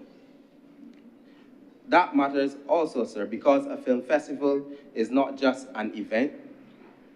If this is properly conceived of, it is a statement that says Barbados is not content to consume global culture only. Barbados intends to produce, host, curate, and export culture as well. It says that our stories have values. It says that our creators have market power. It says that our island is not merely a backdrop, sir, it is a source. And when you place that alongside the digital skills agenda, the retraining effort, the expansion of approved training institutions, sir, and the wider project of preparing Barbadians for a greener and more technologically advanced economy, what begins to emerge is something larger than policy silos. Mr. President, imagine the young Barbadian from Northumberland in St. Lucie who believes and loves stories but has never seen storytelling as a profession. Imagine the young student in Glebe, St. George, who understands editing, design, sound, animation, writing, performance, fashion, lighting, or visual composition, but has been taught to treat this gift as a hobby to apologize for. Imagine that young person hearing perhaps for the first time that the country is building an ecosystem in which that gift may become work, livelihood, pride, and contribution, sir. That is what this bill begins to do. It transforms imagination into reality. It transforms talent into industry. It transforms possibility, sir, into policy. And that is why I say again that this is a youth and culture bill, not only in the direct sense, sir, but in the deeper sense of the bill. And of course, sir, I could not speak about culture without speaking about crop over. Sir, I have hit the ground running. No, we ain't got it done. Over the last few days, sir, I've had the pleasure of going to about 3 or 4 band launches. So we are definitely in the season for crop over. And I had the pleasure to be invited to the Honourable Members band launch as well. Sir, I've been in Sir, I've been in conversation with the stakeholders, practitioners, and players across the cultural sector, listening, engaging, and moving with urgency for what matters most.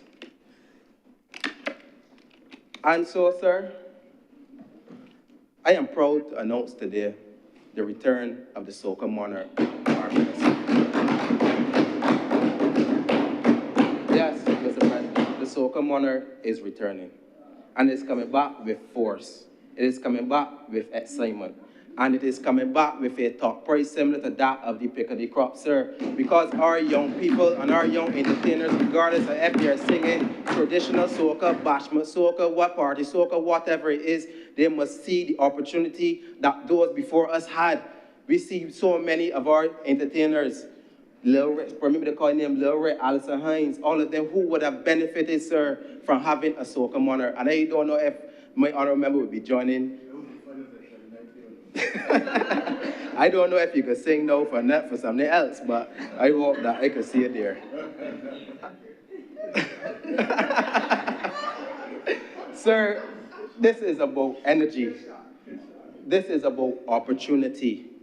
This is about giving our artists, our writers, our performers, and our people something big to rally around, sir.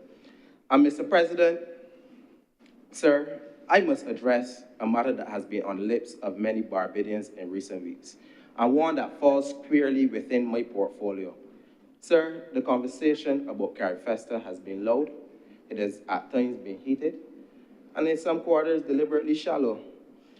There were public calls for the figures. Sir, those figures have now been laid bare. You saw it plastered all over the media a few days ago, sir. That is what transparency that Senator Waters asked for looks like. But transparency must not end, but it ain't gonna change your outcome. But transparency, sir, transparency, sir, must not come just at a number, sir. It must extend to context, to skill, and to outcome. Because, Mr. President, Carifesta in 2025 cannot be reduced to just a line item, it must be understood as an intervention. This country made a deliberate choice to reimagine Carifesta, not only as a 10-day cultural display, but as a national economic engine. And the results are not abstract, sir. Approximately $138 million from our internal auditing showed us that a multiplier effect has generated over $138 million, sir. Sir, over 8,000 Barbadians directly engaged. Over 340 vendors activated with over $1.5 million in artisan sales, a creative sector which suffocated and suffered in the aftermath of COVID, sir, now given the oxygen to breathe again. This is real money, sir, in real pockets. It trained over 300 technical professionals, sir. It delivered permanent infrastructure, such as the Richard Stout Amphitheater, the Carifesta Village, and our Newton Performing Arts Center. It opened digital export pathways for our Barbadian creatives through platforms like Cari Shopper, sir. So when they ask what Carifesta did, this is what it did. And when we speak about Carifesta, we are not only speaking about cost. Senator Sinclair made it clear yesterday, we are speaking about value. We are speaking about jobs, skills, enterprise, foreign exchange, and ultimately, sir, confidence. Confidence that Barbados is not merely a consumer of culture, but a producer, an exporter, and a serious global player. Now, Mr. President, there are those who prefer to collapse this entire exercise into a narrow debate about what was budgeted versus what was spent. That is their choice. But it is a myopic one, because it refuses to weigh what was achieved against what was invested. Sir, that does not mean ignoring the final cost. It means refusing to discuss it without perspective. And let us also be clear on another point. The accounting for an undertaking of an event of this scale, it was never going to be a simple exercise. Thousands of invoices, thousands of payments, including Senator Slocum's one. Vendors submitting late, you were not one of them. Others requiring correction and resubmission. Sir, in that environment, the responsible course was not to rush out to a so-called final figure that was not yet final, sir. It was to allow the process to mature, to ensure that when the country was given a figure, that one could stand up to scrutiny. And sir, while we are here, Mr. President, let us put something on the record. Carifesta 2017 put on by the then Democratic Labour Party government paled in comparison. That is not a boast, that is not exaggeration, that is the lived reality. In 2020, I can tell you how. In 2025, Barbados built out a Carifesta village in Carifesta House. What happened in 2017? And supported infrastructure that will serve this country for decades to come. What we created was structured, it was in the car part, yeah, was structured, deliberate, and designed for economic return, sir. In 2017, much of that activity was confined to one car park. There was cultural expression, yes, but sir, without some skill, without some organization, without the same organization,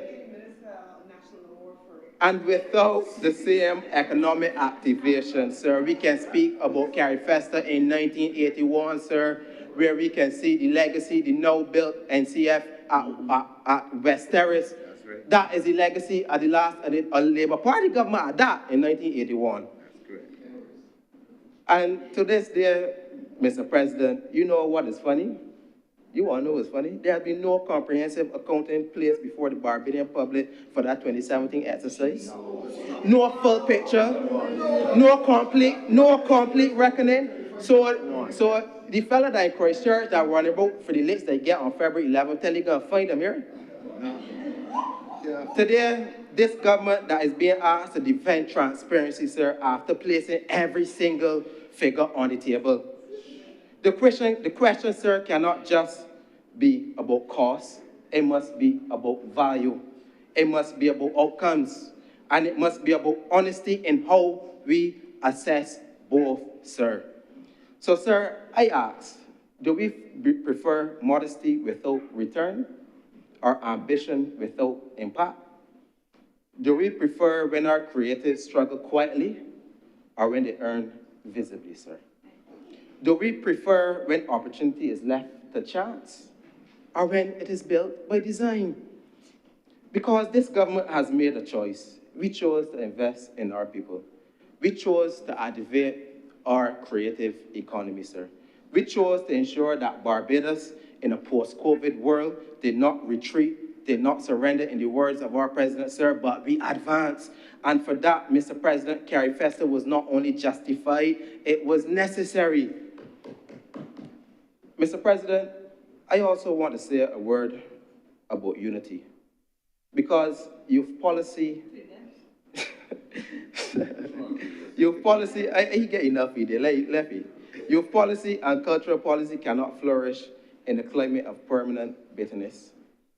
We will disagree in public life. That is normal. We will debate. That is healthy. We will contest ideas. That is necessary, sir. But, sir, Barbados must get to the stage where we can agree to disagree without being disagreeable. That is not weakness, sir. That is maturity. And to our young people, and allow me to digress for a moment, sir, to say especially to our young men, emotional intelligence is not weakness. It is our strength under control. You don't have to pick up a gun. Too many of our young men still feel pressure to prove manhood by rage, by recklessness and dominance, or the inability to simply walk away, sir. But true manhood is not found in how loudly a gun can sound or how loudly we react, but is found in how wisely you respond. Restraint is strength, sir. Self-command is strength. Discernment is also strength, sir. And Mr. President, if we are honest, that lesson is not only for our young men on the block, as a society likes to say, it's also for politics. Sir, when I read some of the opposing views on this all-encompassing bill, and no, I said some, not all, I had to shake my head. We cannot ask young people to master their emotions while we in public life model emotional indiscipline. We cannot ask the youth to de-escalate when we perform outrage and fake outrage as a habit. We cannot call for maturity in the country and then indulge in political pettiness for political points. Young people are watching us, sir. They are learning from how we disagree. They are learning from how we handle power. They are learning from how we carry ourselves when we are crossed. So let there be a call, not only to young men in communities, but to all of us, especially younger politicians and emerging leaders, to show the emotional intelligence worthy of public life. Let us recruit a better political culture by living a better political culture. Mr. President, my appeal, therefore, is not to one party, one age group, or one social class. My appeal is to Barbados. So, sir, the teacher who still pours into children, the coach who still turns up, to the parent holding a family together under pressure, to the cultural worker trying to create with dignity, to the young person looking for a door to open, to the elderly person who simply wants to live with some peace of mind, and to the community elder who still believes Barbados can be better than its worst moments. This bill speaks to them. And it speaks to them because it understands something fundamental. A society is held together not held together only by statistics alone. It is held together by whether people feel protected, whether they feel seen, whether people feel that the future is being built with them in mind. Mr. President, I close by returning to where I began. I began with gratitude. I began with responsibility. I began with awareness that making a contribution in this honorable chamber is both a privilege and also a test. I have not come here to occupy a seat, sir. Those who know me well know that I am not interested in the political glitz and glamour. I came here, sir, to make a contribution. Equally, I have not come here merely to praise this appropriation bill. I come here to defend for what this appropriation bill represents. It is people-centered. It is future-minded. It is serious about youth development. It is serious about cultural preservation. It protects the Barbadian way of life while preparing the next generation to extend it. This bill does not only spend, it shields. It does not only react, it prepares. It does not only manage numbers, sir, it protects a nation's character while investing in its future. And for those reasons, sir, I commend the Appropriation Bill 2026 to this honorable chamber and to the country of Barbados. And I hail it for what it is, a people's bill, a youth-conscious bill, a culture-conscious bill, a bill determined to preserve the soul of Barbados while building the future of Barbados. And sir, I will end on the words of our young Barbadian dancehall artist, Doja.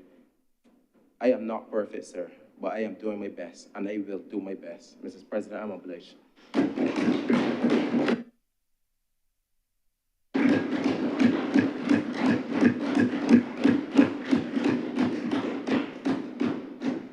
Thank you very much, Senator, the Honourable Shane Archer. Senator Ramon Ali. Mr. President, my fellow colleagues, I, like many of them, have to indicate that I'm new to this chamber. My friend, Senator Archer, didn't include me in the youth, but I did not take it personally.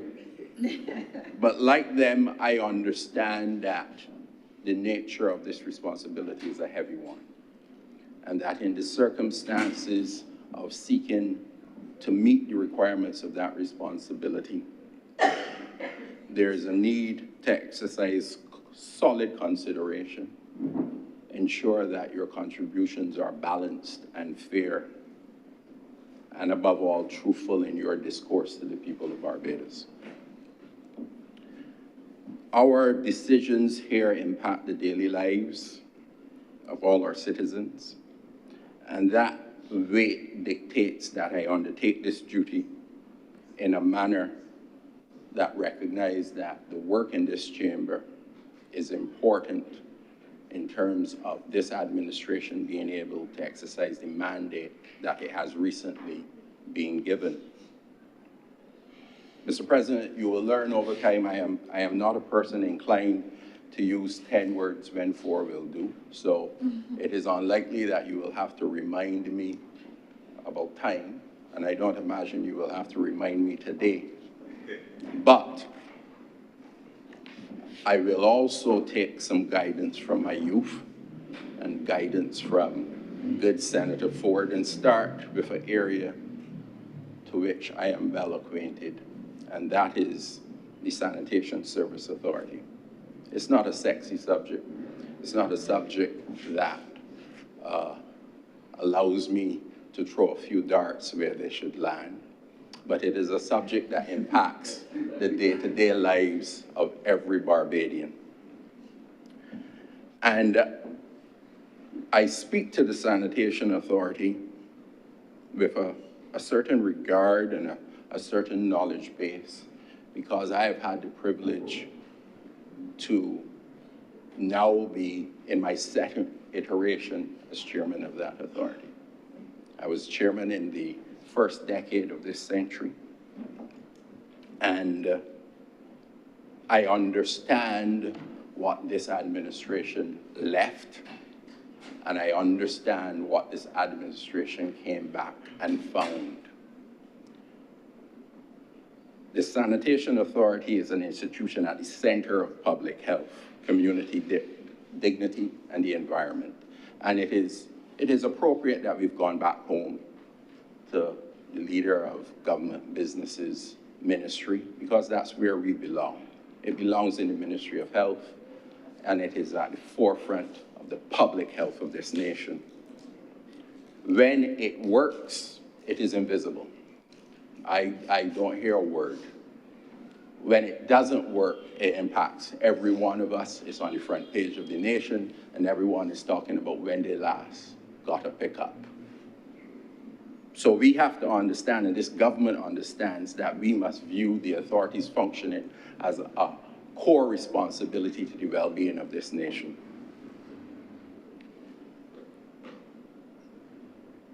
And I will brag a little.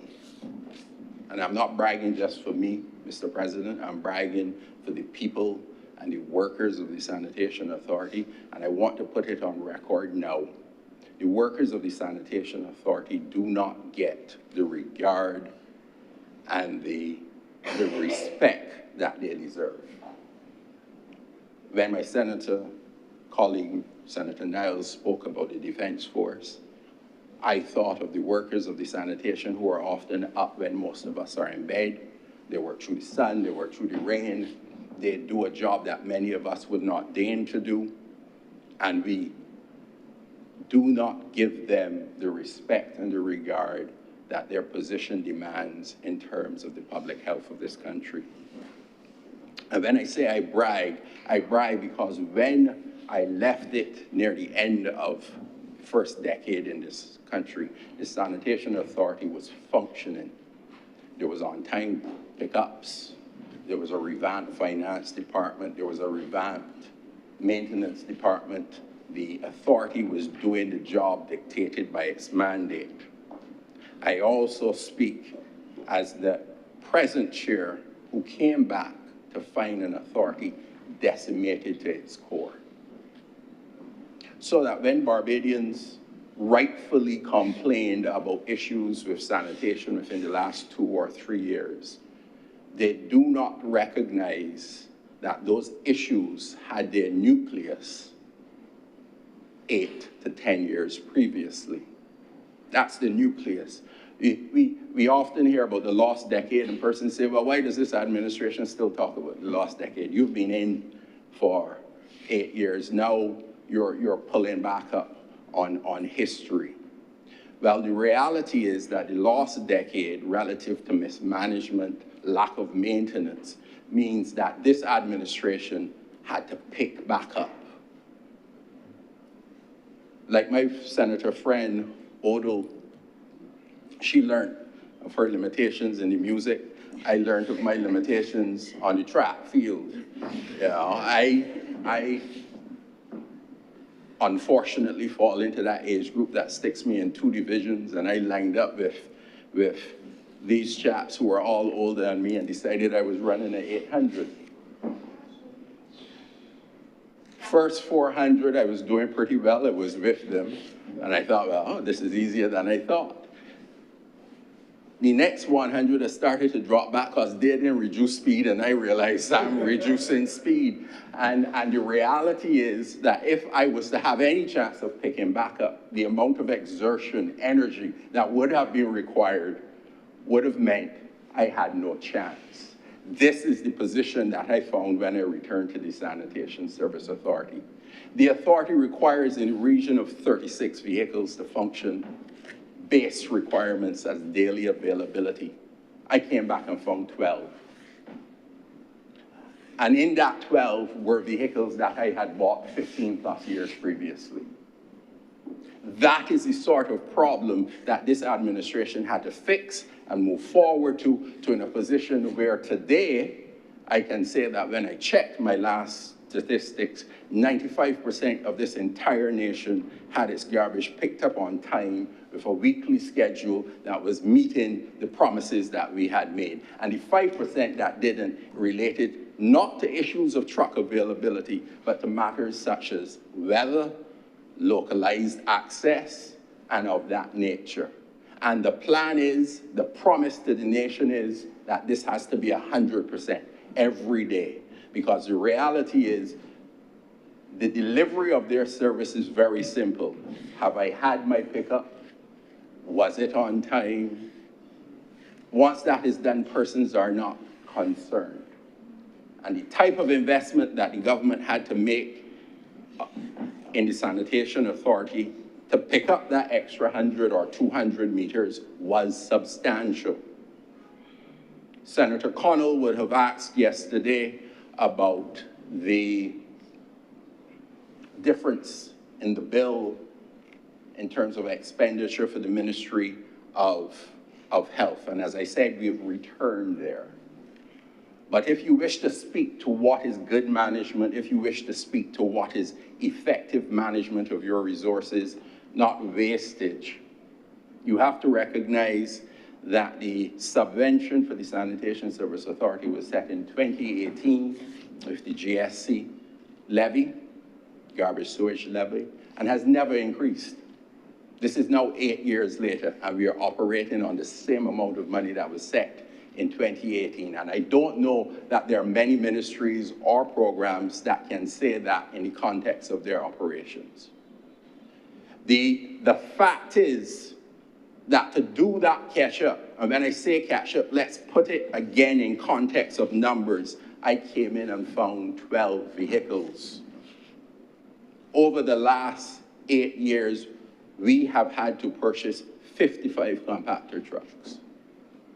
That is the energy required in terms of a catch-up, and there's no way that the Sanitation Authority was going to be able to do that on the basis of that subvention. And that is why we required central government help in the terms of the acquisition of those types of resources. Resources once for the collection, resources for the landfill and the like. And when I put it on the record as to my regard and concern, respect due the workers of the authority, government in recognizing that obligation has implemented changes and benefits that reflect the manner in which those workers should be treated. They now have health insurance, a group health policy, a basic requirement for many, but an important one for sanitation workers. The rollout bin program, which required 110, 120,000 bins being distributed across this island, was not easy. It was a logistical nightmare. But it certainly has meant that this country is a more pleasing environment. We no longer have bins not fit for purpose left at the side of the road. But it wasn't only about the environment, it was also about the workers who had to pick up bins not fit for purpose, laden with water because they had no covers, putting their health in jeopardy as they carried out the base obligations of the authority. So the bin rollout was about the beauty of this country. The bin rollout was about the health of the workers. That is how you take care of critical service providers. The incentive program that has paid out over 1.6 million to those workers relative and tied to productivity. Senator Walters is a businessman. He understands the concepts of productivity. And when this government says that it plans to link performance within the public sectors by reference to production, it was scoffed at, civil servants and production. Well, no. Sanitation Service Authority represents an area where productivity can be measured, again, because of an investment in technology that never existed before. When a citizen calls in and says, I did not receive a pickup, we can check to see if their bin was tipped. We can see when it was last tipped. We can see if it's a fair report, or is it a situation as occurs on occasion where our men will go on Christmas Eve and do a pickup, and persons load up their garbage on Christmas Day, as will occur, and then the next day give a call and say, I ain't get picked up in a week. What happened? The garbage out here full. So the reality is, we have now put ourselves in a position where we can test productivity, match it in terms of reward to these workers. We have put things in place to safeguard their well-being, necessary investments in their well-being. And these estimates represent a continuation of that process because, again, they speak to even further technological improvements, whereby we can say to a particular citizen and individual, this is the day. I would like to get to the point where we can say this is the time, but we can get to a point where they will say this is the day you are going to get your pickup. When there's a hiccup for whatever reason, there's a communication across the land saying this is the reason for that hiccup. This is what we're going to do to fix it. And this is when you can expect a correction. The authority works and works well once it has been resourced. And the problem that we have faced within the last few years that the authority was not resourced. And it was not a problem of resources within those years, but a problem of resources 10, 12 years ago. And I need the people of the land to understand that. There's a reason why you do not see us in the paper anymore, and I'm glad we're not in the paper anymore. That's what we wish to be the case. But we need to understand what the lost decade actually means and how it has affected different areas. When Senator Walters talks about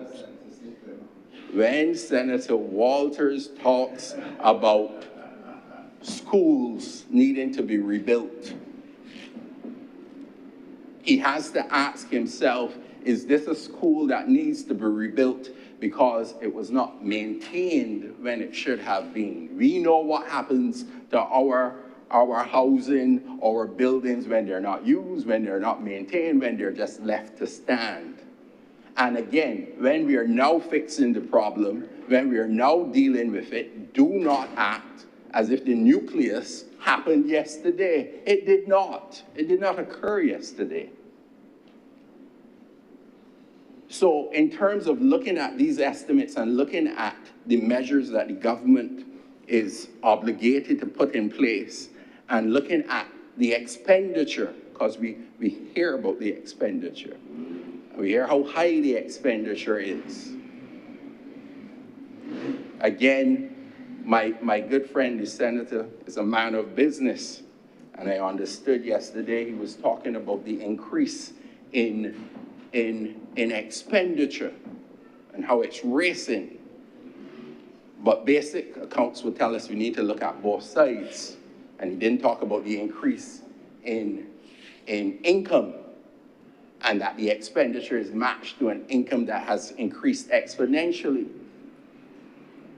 So that we can use statistics to prove any point in the land, but I think a statistic that has been highlighted in the other place and by our venerable Prime Minister is the fact of where our GDP to debt ratio now stands, which is the perfect comparison of expenditure to income. So let's not be misled, sent off the inappropriate path when we make our assessments of the numbers within this appropriations bill. But let me get back to where I should be. But I just felt the need to make that cross-reference.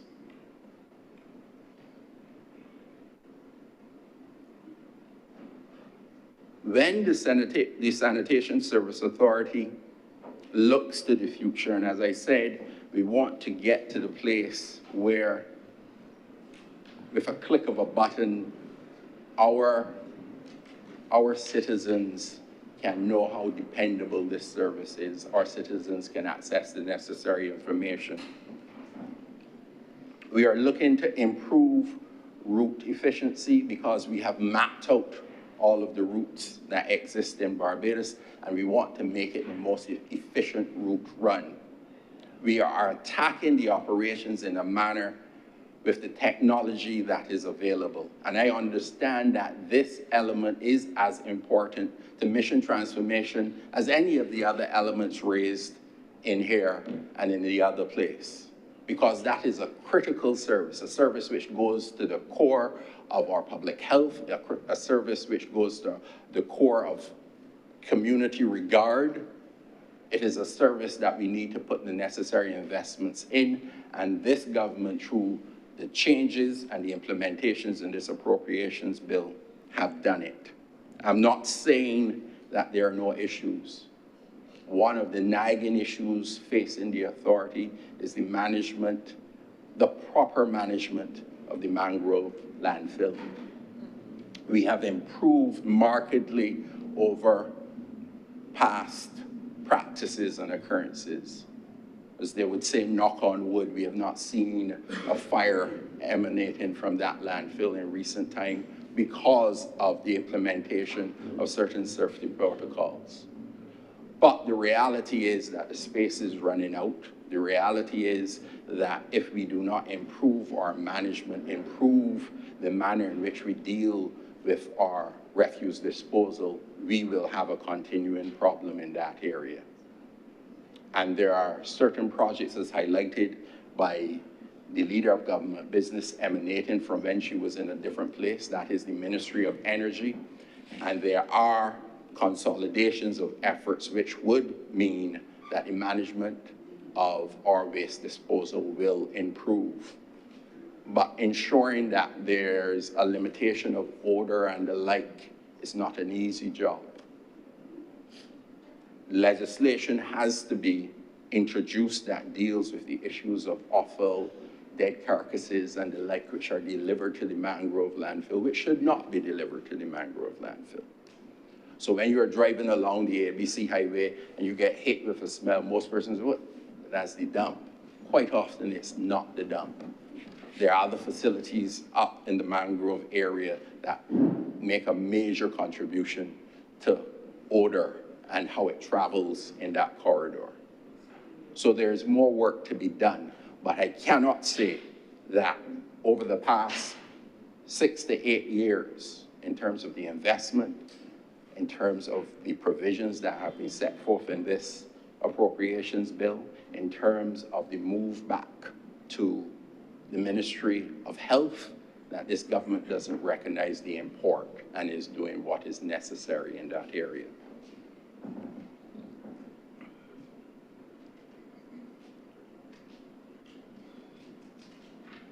Now, I also rise, Mr. President, to speak on the Ministry of the Attorney General and the Ministry of Legal Affairs and Criminal Justice. Ministries tasked with the overriding obligations to maintain order, preserve public confidence in the rule of law. And in the context of the average Barbadian, those words really at this time only speak to one issue, and that is crime and its impact on the population. This administration recognized that crime is not going to be attacked and dealt with by slogans. It's not secured by a single institution. It's not secured by a single policy or a single budget line in this bill. It is dealt with by the laws, combined with the institutions, combined with the resources, combined with the community, and a national effort and willingness to attack it at its core.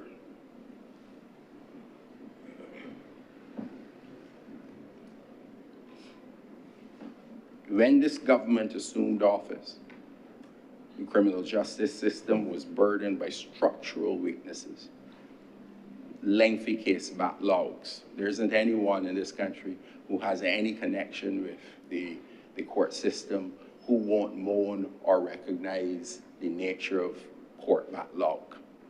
Outdated laws, too few judges and prosecutors, and limited investigative tools. Those are resource issues.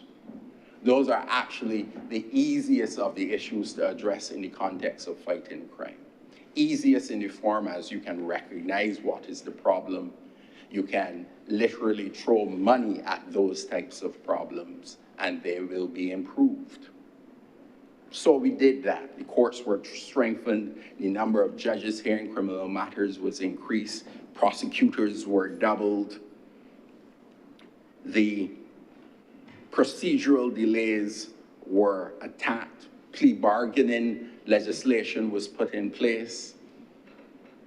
A new bail act was put forward to address repeat offending and protect public safety.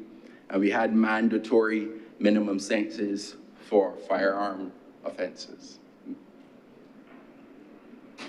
Again, those are the simple matters.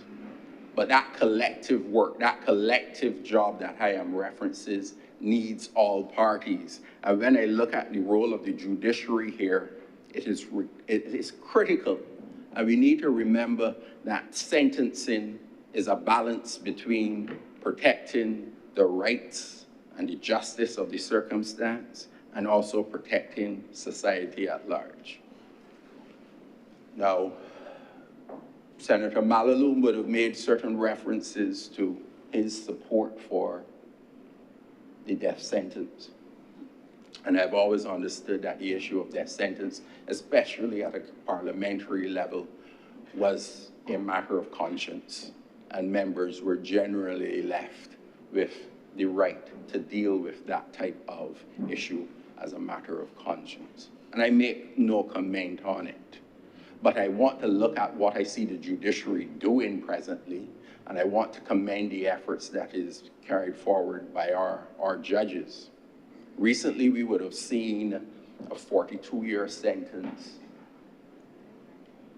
prescribed for a convicted felon relating to a heinous murder. And I thought it quite appropriate in the context that it was balancing the nature and the elements of the crime that was committed while sending a message to the populace and also seeking to protect the population at large from a person who obviously the judicial officer felt showed no elements that there was a possibility of rehabilitation. That is appropriate judicial action. And that is a role that our judiciary has started to play, and I commend them in that regard. But I talked about throwing the money at it. I talked about the role of the judiciary. I talked about all the legislation that we pass. And we all know that those elements together will not fix the problem. It's bigger than that. And during this sitting, Mr. President, I have heard substantive contributions which speak to the role of sport, Senator King, the role of culture, Senator Slocum, the role of mentorship, Senator Ford, and I commend all of them because they're all correct. Those are three elements put together which will work at the core issues of trying to attack an insidious type of failing within the society that cuts all of us. But the money poured at it can be judged within the estimates.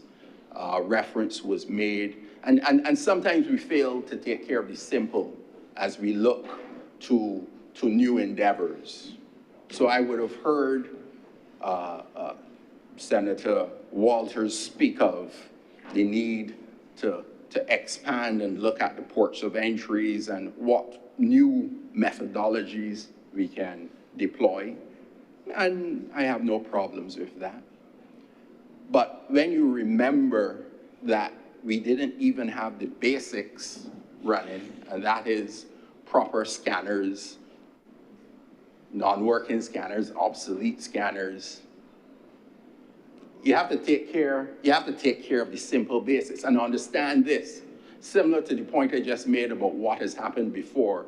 Once a gun gets here, it ain't disappearing. Guns that came in here 8 years ago, they ain't gone. They're still here. They might change hands. They might get sale, moved around, but it's still here. So we have to take care of the basics before we move to the next steps. I would say these estimates are moving to the next steps because these estimates and government action has spoken to a change, a recognition of the change of the playing field. There was recently interception of communication legislation that was enacted. We all sit and watch TV and we see these crime shows, and you see police being able to effect capture of criminals utilizing tools that our legislation did not support. You have to start again with your improvement of your legislative body. If you don't deal with it, then all those tools are wastage, because someone who's trained like me will get in court and ask you how you put in that evidence there, where it come from. That can't be used. So if you don't start with the legislative framework, you are not in a position to effect the necessary steps when you get in the courtroom.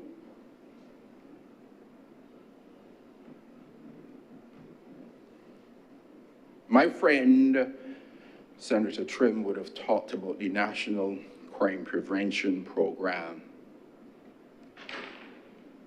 And the National Crime Prevention Program recognizes that crime does not start with a charge sheet.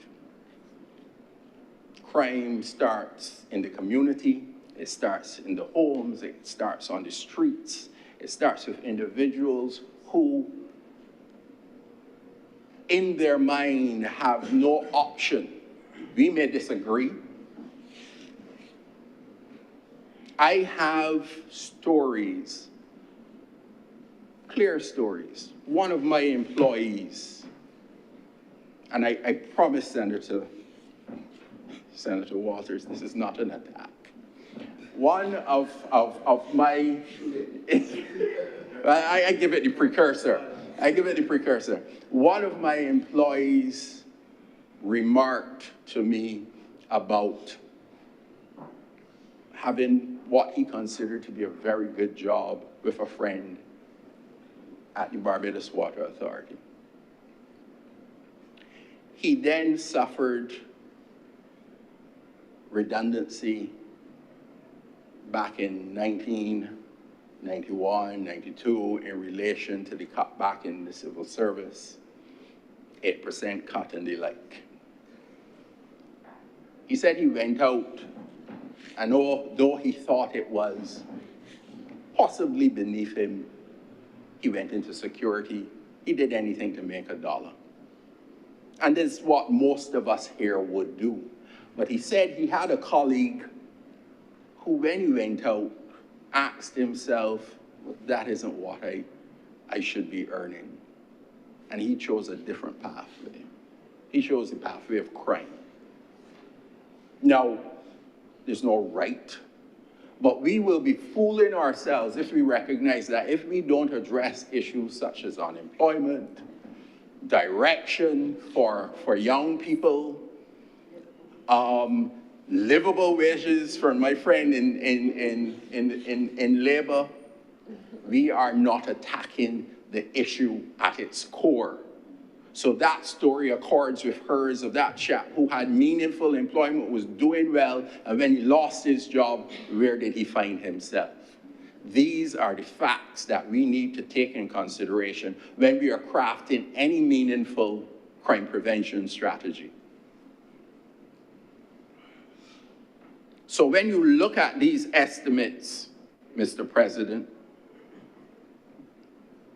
you will see an investment at sub-program 263, 1,500,000 in funds that are the forefront of social change and interaction. The government recognizes that without the allies in the NGOs, the church, we cannot win this fight. So that you need to put the money in the community in the hands of the persons who are on the front lines if you are to make the necessary impact. Focus cannot only be on the police. Community engagement is critical. So what does that money do? And I think the question was asked here, what does that money do? Where is it going? What is the purpose? Is it a proper investment? Well, some of that money goes to neighborhood watch programs. Again, persons who are on the front line in terms of protecting their little community, doing what is necessary to ensure that my neighbor and I, two neighbors, that we good. We've also heard in the papers, and Barbadians have been particularly concerned when they hear of an individual who has been charged with murder out on bail, and then you hear they got involved in some subsequent activity. How could that happen? Why should it happen? Well, here we are applying money to post-charge strategies, monitoring repeat offenders. And the reality is that the justice system may well say that under these rules, a chap is entitled to bail. And I have no problems with the bail. Again, maybe because of my training, I think differently to the average Barbadian. But I still do recognize that when an individual has shown a propensity for certain behavior, we cannot willy-nilly let them out onto the street without some question as to how we are going to control that behavior. So that is where we are putting investment as part of this sub-program. Firearm investigations and forensic capabilities, it is, and I'll come later to the amount that is now being put to the FSC, the Forensic Center. But for any number of reasons, well beyond the administration, well beyond any political party, our forensics department has not been operating in the manner that it should. It means that our police officers have been hamstrung, our prosecutors have been hamstrung in the manner in which they can attack criminal activity. That ends today. That ends with the nature of, again, of a subvention to bring that facility back into full working order. The idea of DNA, being able to check the science, being able to do the types of analysis which we all hear and see, but has not been part and parcel of prosecutions in this country, that ends today. And I commend the government in relation to making sure that that is a priority under this appropriation bill. Going back to a previous theme, I have said that we can't start with a charge sheet. That means we are spending money on school liaison. We are spending money on youth outreach and intervention. King's Trust program, which is a preventative intervention aimed at steering young individuals away from firearm-related activity. There are a number of initiatives which show clearly that this government recognizes this is a full-on war. This is a war that cannot be fought on any one front. It doesn't just require money, it requires social program support.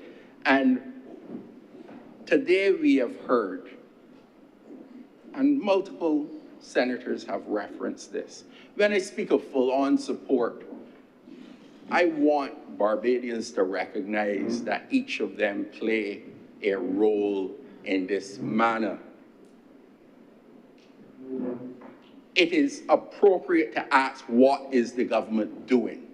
I have no problems with the question because at the end of the day, the government owes an obligation to lead by example, lead by investment, lead by legislation, lead by policies. But we are fooling ourselves if we believe that the government by itself can attack a problem such as crime and violence. Every one of us have an obligation to approach the matter in the manner in which we cry about it. It might only be me, and I may be somewhat biased, but I see the news, I see the social media, I see, and let me say, a man is innocent until convicted. And I live by that, being an attorney at law.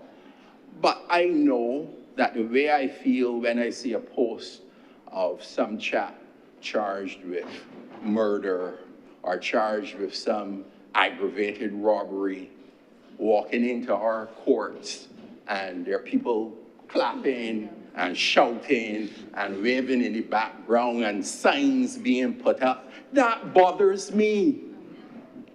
I have to ask, what is it? What is the message being sent by the community to these individuals in terms of their activity, what they're there for, what is happening? And we need to ask ourselves, aren't we encouraging them in the end? They are not heroes. They are not heroes. They're hailed like Rihanna lying down and people shouting and waving. So, yes, what is the government doing? But what are you doing?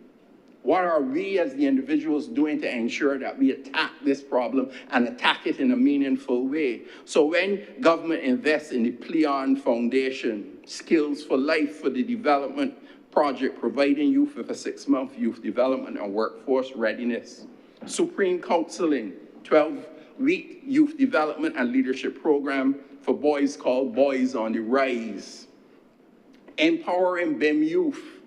There are programs set out within these appropriation bills that attacks the issue of crime on multi-levels. It's a macro activity. Not to mention the money put for the police and law enforcement in the context, $200 million in the nature of increasing the force, giving them the resources that are necessary. I have no issues with this document in terms of the support that it has given across the number of elements that are required to receive support. But I ask the people to join in that effort. Understand that this is not a fight won by any one individual, one institution, one person, one policy.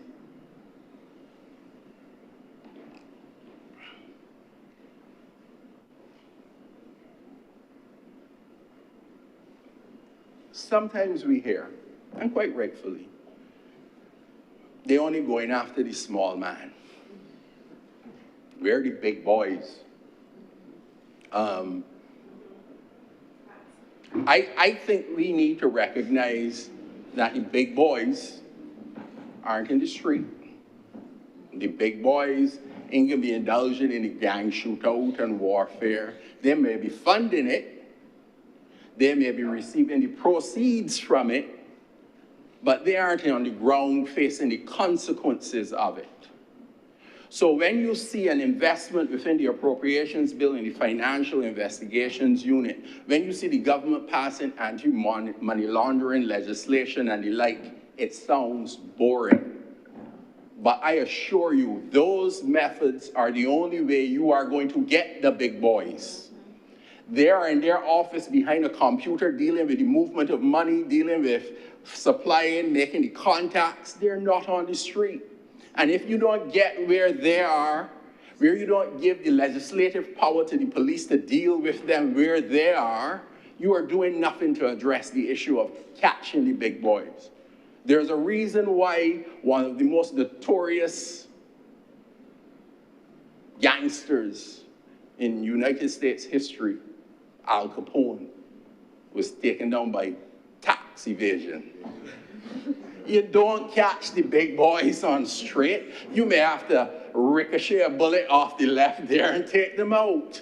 So you have to go after them in a manner where you can catch them. You have to go after them in a manner, again, with the tools necessary. So when you see legislative improvements and reform, law reform commission, again, boring line item inside this appropriations bill, You have to understand that that commission is working at trying to figure out what are the type of legislative tools this country needs to be able to effect the policies and the issues that we believe need to be addressed and are important.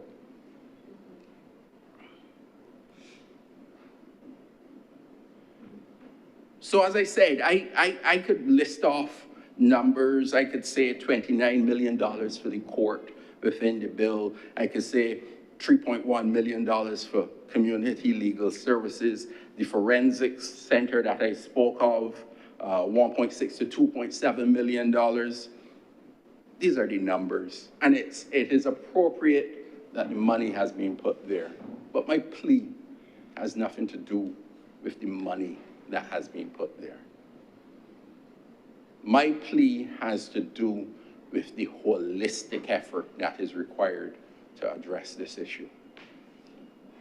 My plea has to say we recognize government is doing its part, we recognize government is making the investment, but are we as a people doing enough?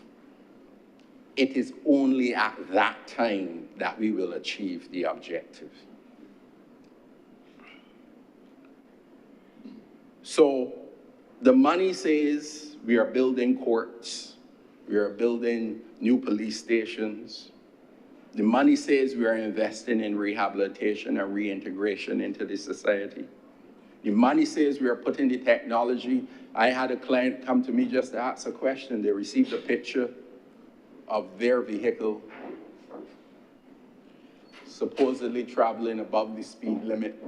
And the camera had taken the shot, and they got a letter from the police department indicating on this day, this place, this vehicle, this registration. Good.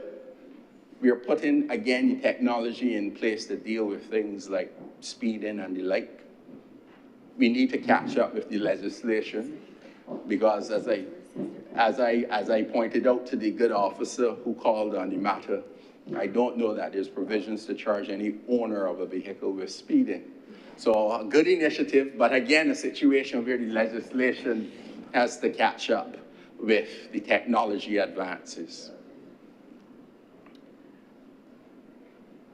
So these estimates do what they are supposed to do. They represent police officers on the streets, judges on the bench, forensic scientists finally in the laboratories, mentors in the community, which is necessary, and investigators following the money, which is the only way we get in those big boys.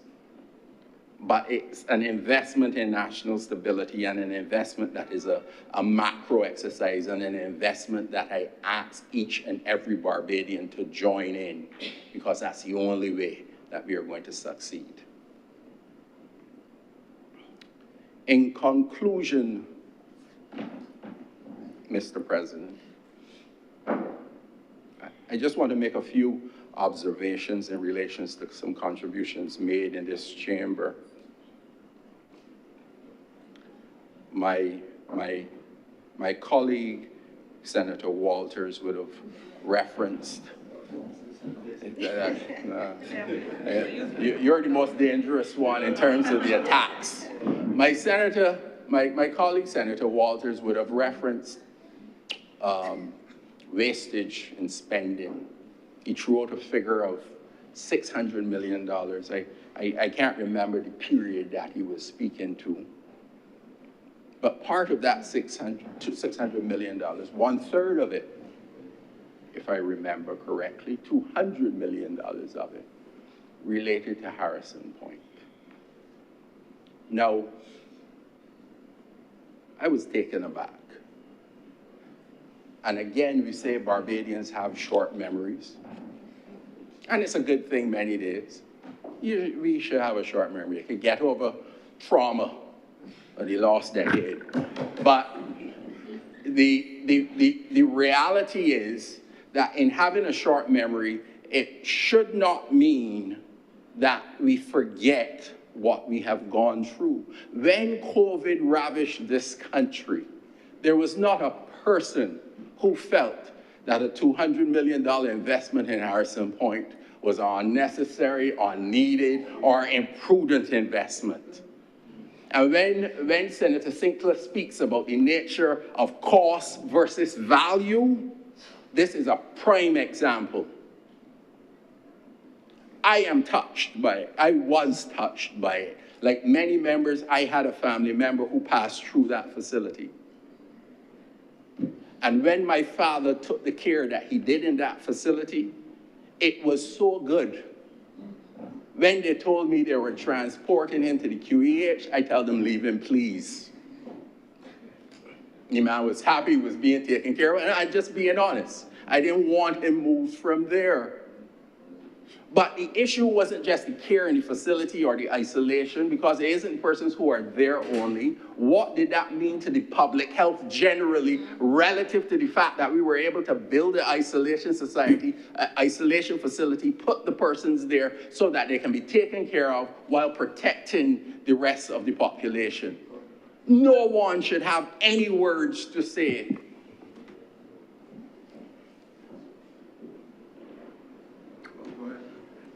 Mr. President, What do you raise? I think the senator is misleading the House in terms of what I reported on my presentation.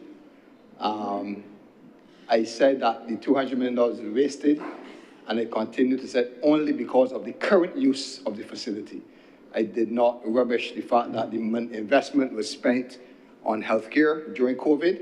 I referenced the fact that the facility is now being used to house workers from a construction site, Mr. President. Thank you, Senator Waters. Please continue, Senator Ali.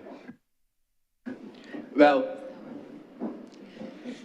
my good friend needs to recognize that the nuances of his contribution are not necessarily transmitted when persons hear. And I noticed the nice distinction that is taken, but the fact still remains. The value of that facility was more than proven in the time of its use. And I'm not even getting into the issue as to where it is now. I am not even getting there. Just leave it empty now. So the point is that I am sure the powers that be will do what is necessary, but you have to be careful in the manner in which you put forward certain propositions.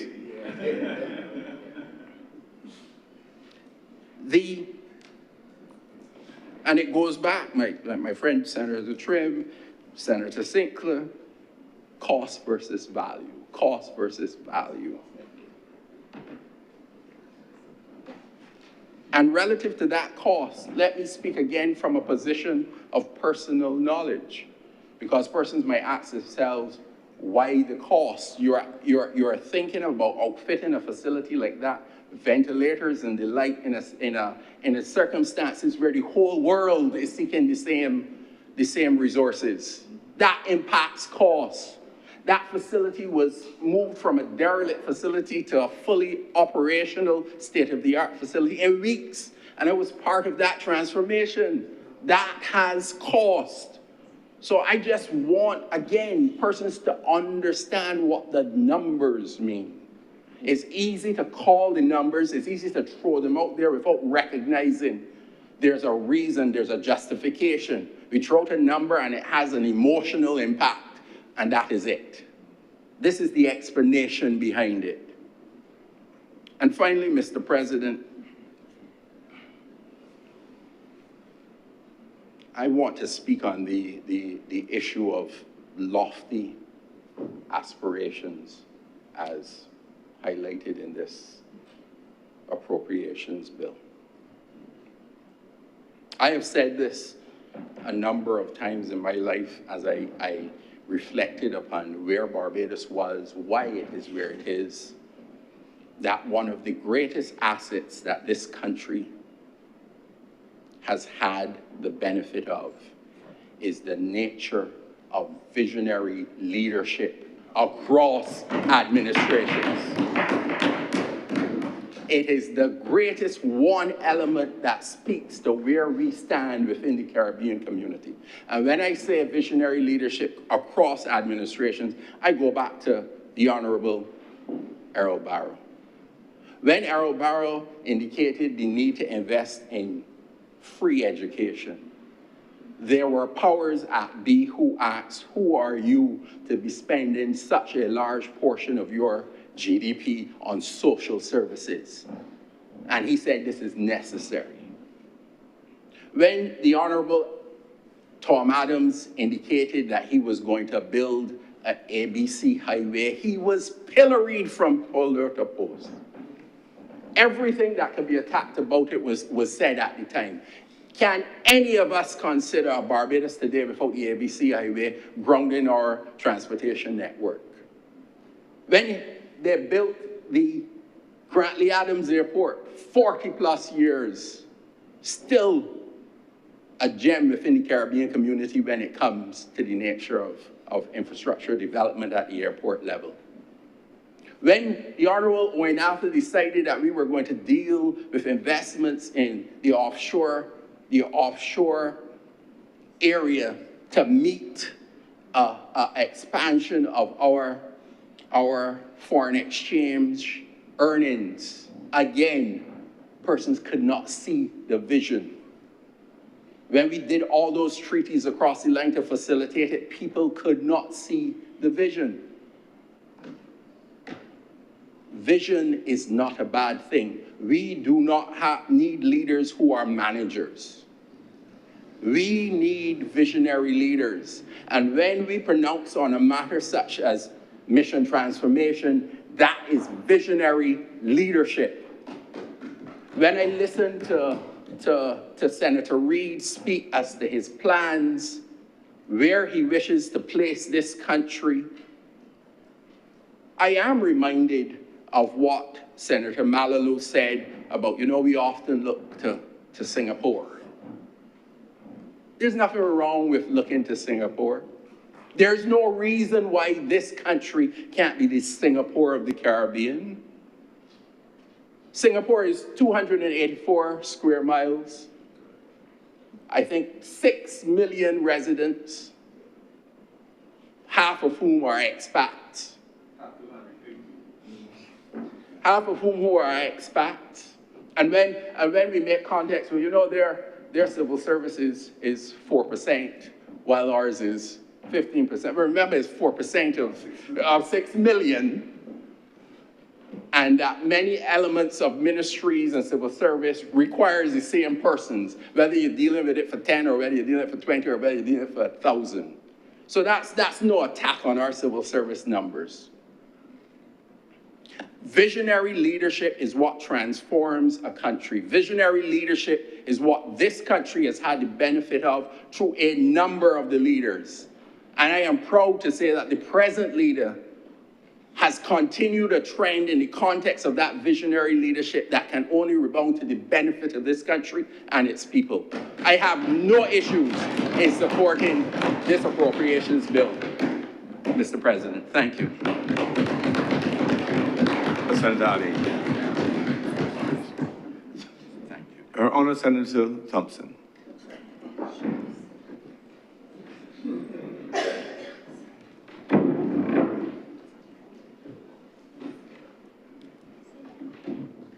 Thank you very much, Mr. President.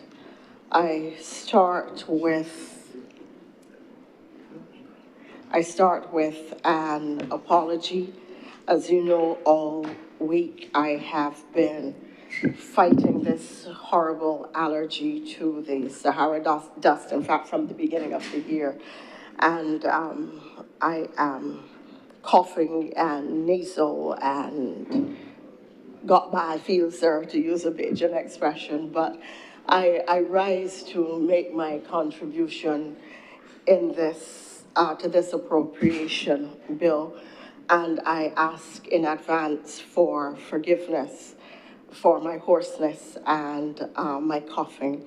I hope that it will not get too bad during the course of my comments.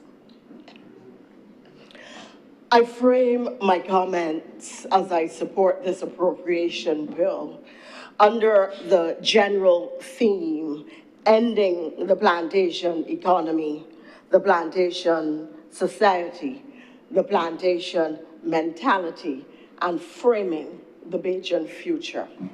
I do so, sir, because As I read the appropriation bill, as I read the estimates, as I read the budget, as I read the manifesto on which the budget and the appropriation bill were constructed, as I read what has come to be called, sir, in popular culture, the Red Book, the Red Record of the service of the Barbados Labour Party and its mini manifesto, and listened as well to the speeches made by and large over the course of the last couple of days, I saw an emerging theme which recommended itself to me because it was constructed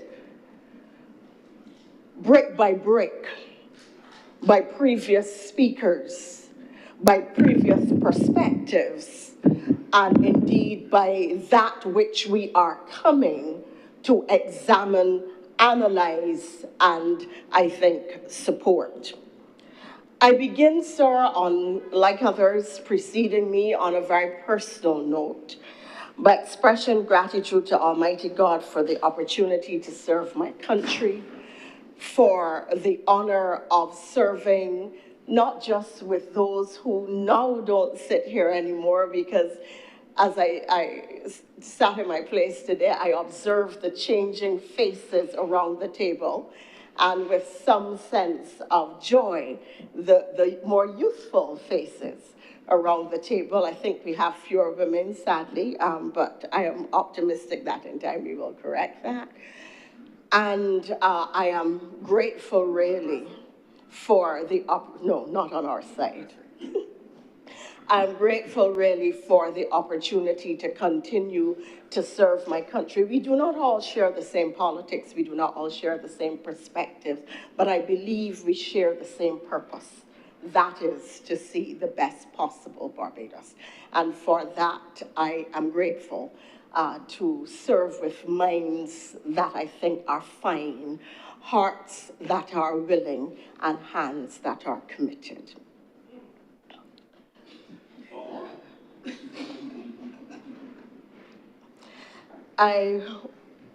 If I may pause, sir, as well, to say how much of a thrill it was for me to hear our young people speak.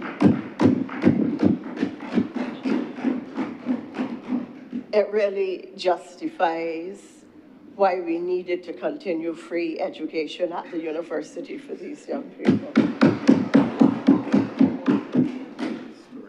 I want in particular, sir, with your permission, to say that they were all excellent speeches, but in particular, to identify that of Senator Janelle Odle.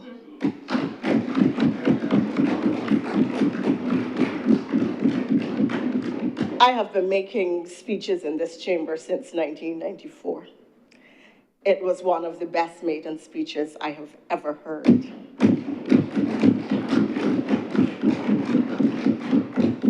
Vision, depth, content, but sir, the style.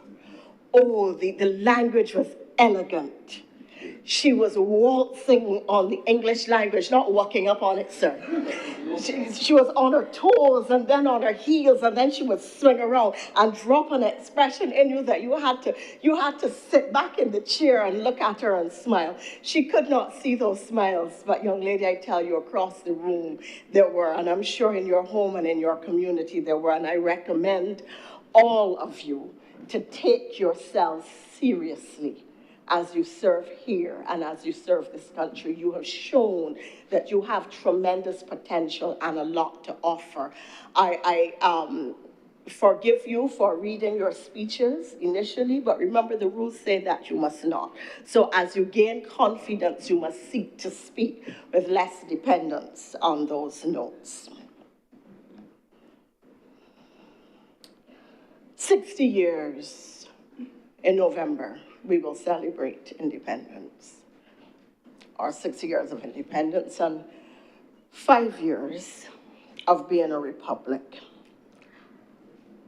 What does that mean in the context of this appropriation bill? What does it mean in the context of a vision being framed for a small, open economy with a population that, as someone pointed out yesterday, is the size of a U.S. town, mid-sized town, not even a large town? What does it mean in the context of those countries so much bigger than ours, framing themselves as vulnerable middle powers, when we are really micro, minnows, not powers?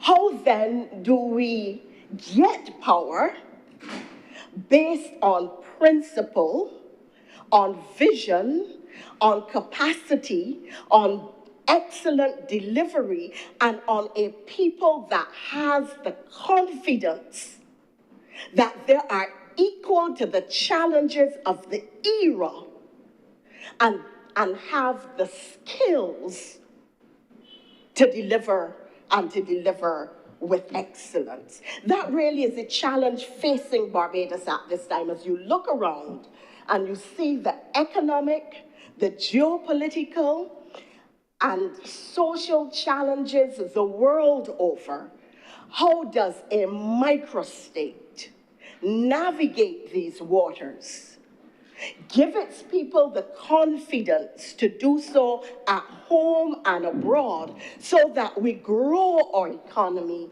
stabilize our economy, grow our economy, stabilize our society, protect our environment, and orient and ground ourselves on our cultural values and mores? That is a philosophical challenge that underpins the platform of the appropriation bill.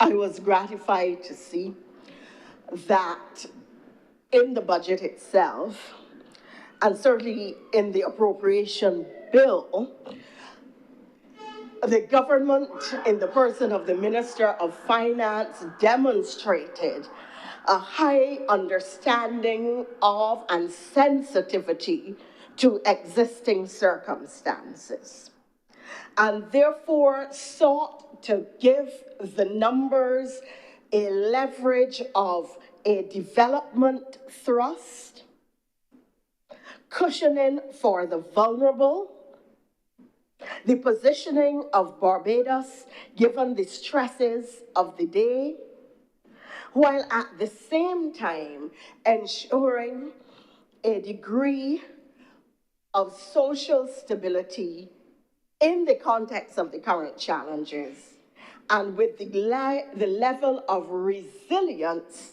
that allows us to have sustainable stability.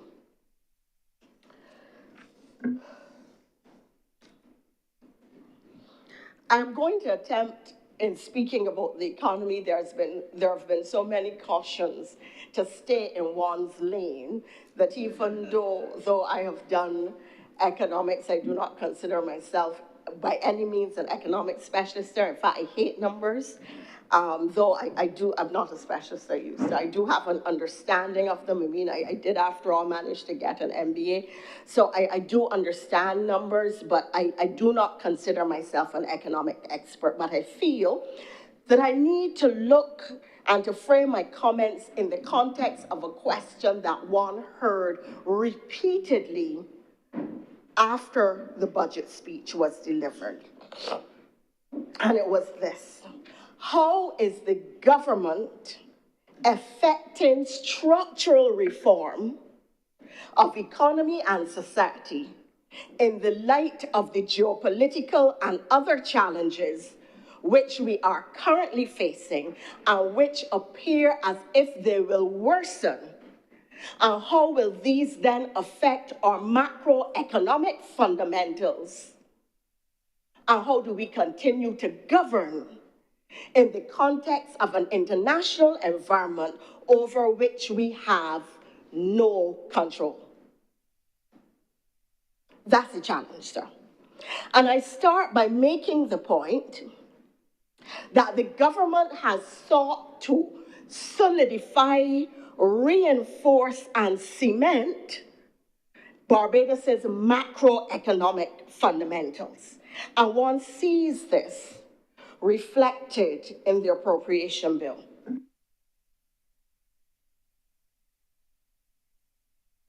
The government has sought to reduce and has succeeded in reducing inflation, in diversifying exports, in ensuring that there is foreign exchange adequacy to create a buffer in the economy for goods and services that we will need to purchase. It has exhibited fiscal discipline, even while working with the IMF in creating a Barbados-developed BERT program. And it has done all of this and still managed to keep the economic engine turning over, the economy growing, and creating the lowest unemployment in our history. Now, what does the lowest unemployment mean? It means that ordinary Barbadians, that average Barbadians get up every day to go to a job to earn a living from which they can have dignity and experience upward social mobility. It means that those who may have been pushed into opportunistic crime because they have no options can now find work. It means as you simultaneously invest in training of your young people and retraining of your labor force through initiatives like NTI, which are free at the point of delivery, that you are producing a national skill set within your population pool that allows them to grab global, national, and regional opportunity, that allows them in time of challenge to pivot and seize opportunity, and allows them to identify and for themselves create opportunity. And this is important because a lot of our young people now have a side hustle, whether they have a job or not. They are in school being entrepreneurial. They are out there earning a living. I mean, people would told my generation, get a job. These young people are interested in creating income, in creating wealth, in helping to build out an economy, in selling goods and services outside of Barbados because they are not constrained by our geographical boundaries. They see what the world has to offer. They see it in the palm of their hand, and they identify and locate themselves as to where they can go, given support from government, to gain market share for themselves and for the country. And therefore, this low unemployment data and statistic that we are seeing, it isn't just a number, it is a meaning for individuals whose lives are being transformed because this government has grown an economy that creates a space for them to live with comfort as Barbadians. And that is not to say that there are not people who don't have challenges, because there are, but equally we have seen how government is putting in place new welfare and other support structures to help the vulnerable and to those who are underemployed or underpaid, and to ensure that they too get a slice of the national economic pie, or to put it in a Bajan context, a bowl of the Bajan economic cocoa. The government has sought to reinforce the capacity of the country's principal foreign exchange earners. So that when the minister says in the other place that we are no longer on blacklist or gray list, he is not speaking in a technocratic context. What he is saying to the country is that the government has so managed its business that at the international level, we are getting credit for being a clean jurisdiction, that we are being rewarded for as a jurisdiction that does its due diligence, that persons who hear of Barbados can feel comfortable doing business in Barbados. And this is a major consideration, that because international businesses, when we were on blacklist and gray list, doing business with Barbados would have deleterious international consequences for them and for their business. So even if they were attracted to business to Barbados, they would not come. That they now feel free to come and invest here because our reputation at the international level, by rating institutions and by those who seek to set standards for global performance, rate Barbados highly, and we are no longer stigmatized at the international level. This is an important redefinition of how we do business in international financial services and in the global marketplace. Equally, the strengthening of the tourism sector has to be commended. There has never been a period in our history when there were simultaneously 9 hotels under construction. Now, the implications for the rising price of fuel and what is going to happen in relation to long-haul flights is something at which we are going to have to look. But the reality is that we have prepared ourselves and we continue that preparation through COVID. And now that COVID is over, we have been able to reap the benefits of pre-planning and investment, so that the construction of 9 new hotels is creating jobs, not only in the tourism sector. And people who say that we are relying too much on tourism, the reality is that tourism pays the bills. So that is like somebody going to work, going to their job, and you are criticizing them for going to their job. That is what is paying the bills. Tourism is paying our bills, but let us understand that when we speak about tourism, we are not just talking about hotel structure. What we are talking about is a cascading impact in the context of the national economy. We are talking about farmers supplying hotels. We are talking about people, tourists going to nail techs and hairstylists. We are talking about social media marketers and influencers, local, and those coming to Barbados and speaking to the world about what they are seeing, experiencing, and enjoying here. When we talk about the 9 hotels, we are talking about taxi drivers and delivery men and truck drivers and porters. When we talk about 9 hotels, we are talking about maids and gardeners and people who have studied management and people who have studied marketing. When we talk about 9 hotels, we are talking about people who have a variety of skills or businesses that are going to benefit directly and indirectly from the tourism spend of increased arrivals in Barbados and larger, more occupancy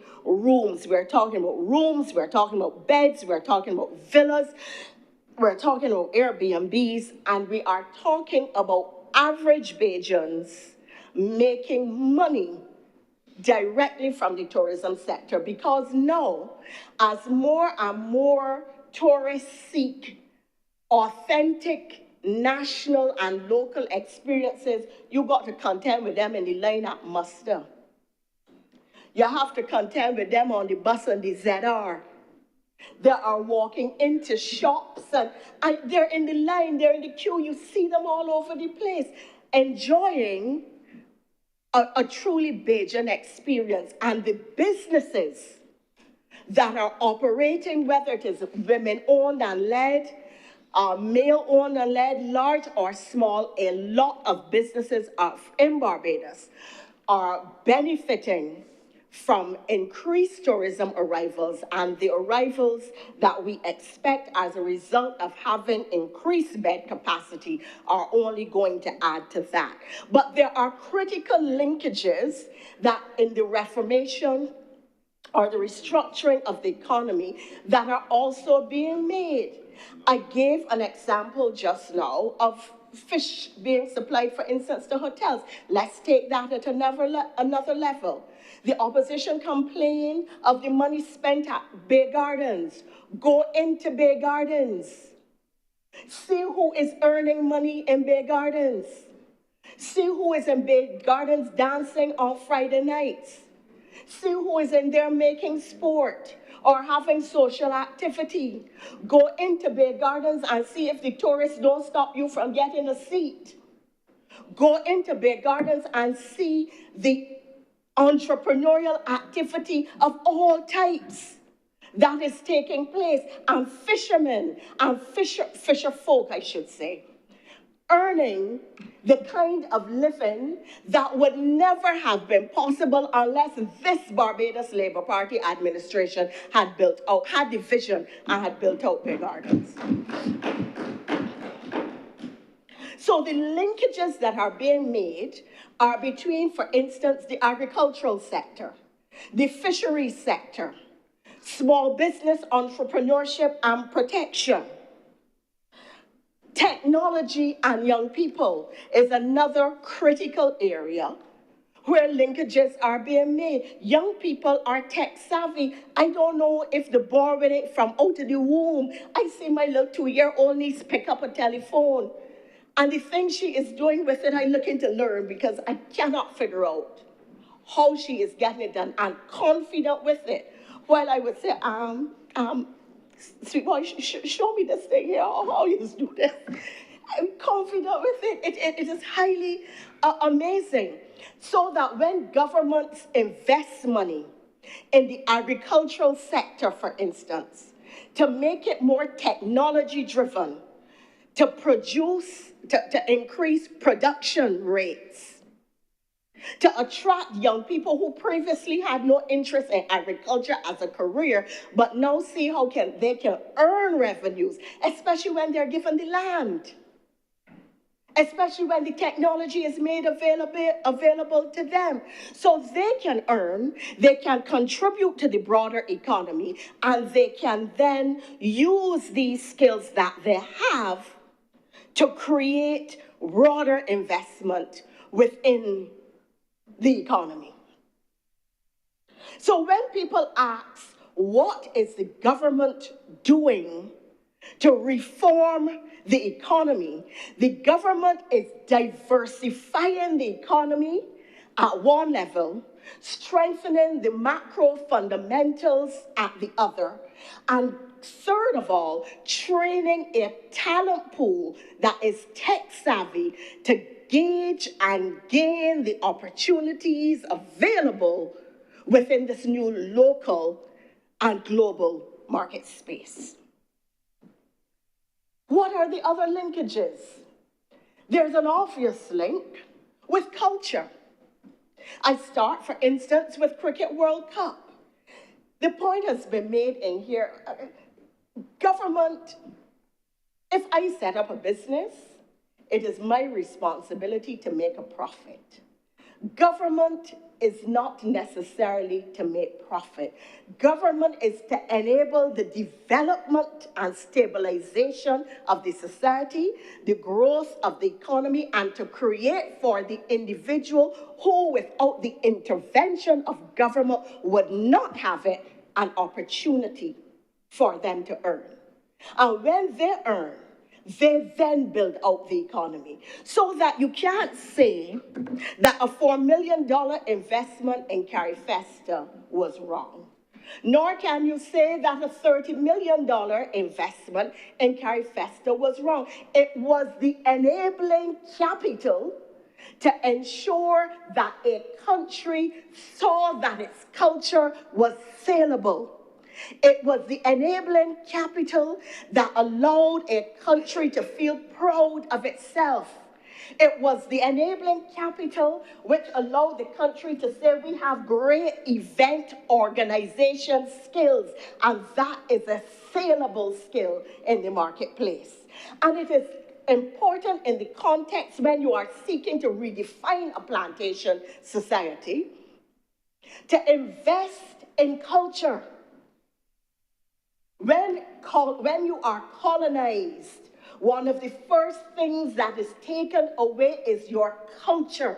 You are separated from your sense of self. You are made to feel like nobody. You don't have dignity because you do not recognize that who you are is beautiful or valuable or desirable, or that somebody would envy you for who you are.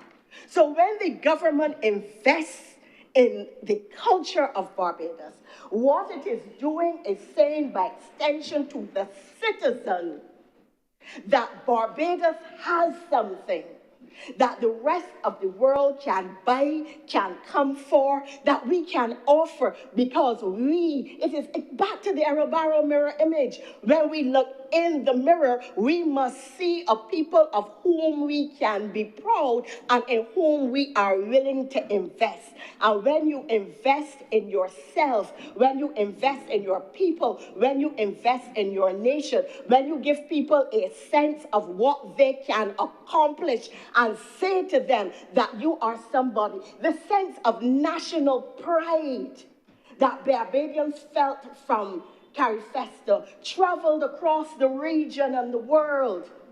Everybody was talking about how exceptional it was, about the fact that they had never experienced anything like it, about the quality of Bajan artists and Bajan goods.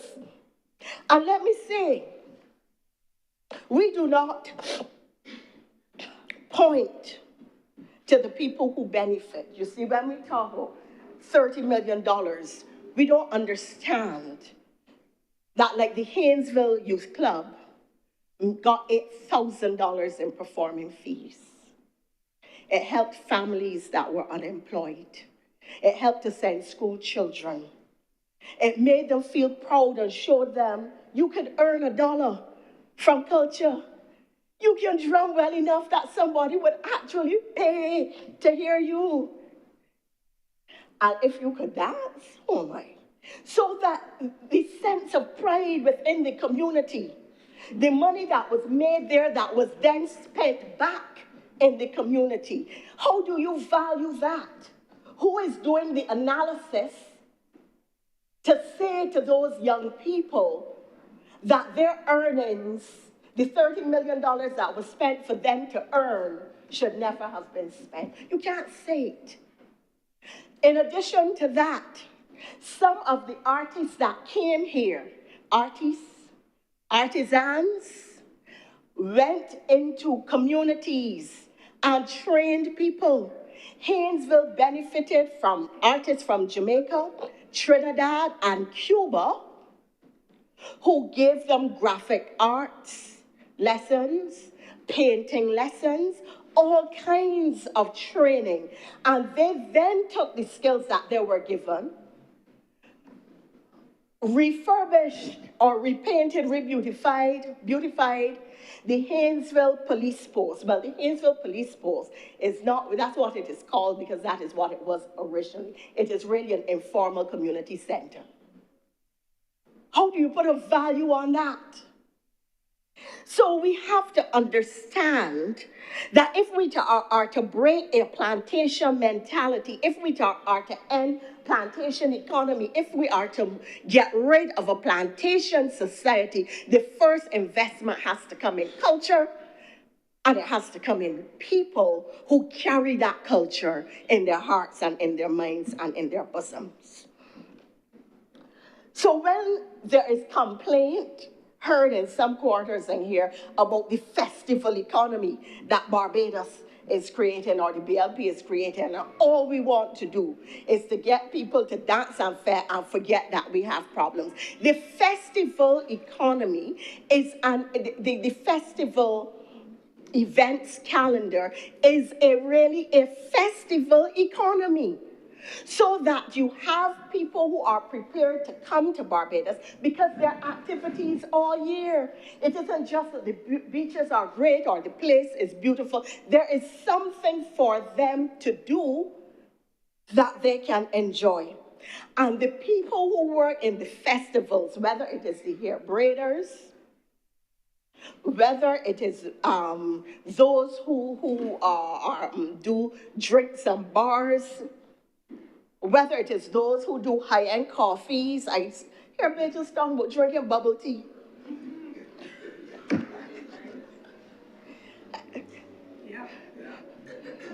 I hear tourists ordering Moby and passion fruit juice and tamarind.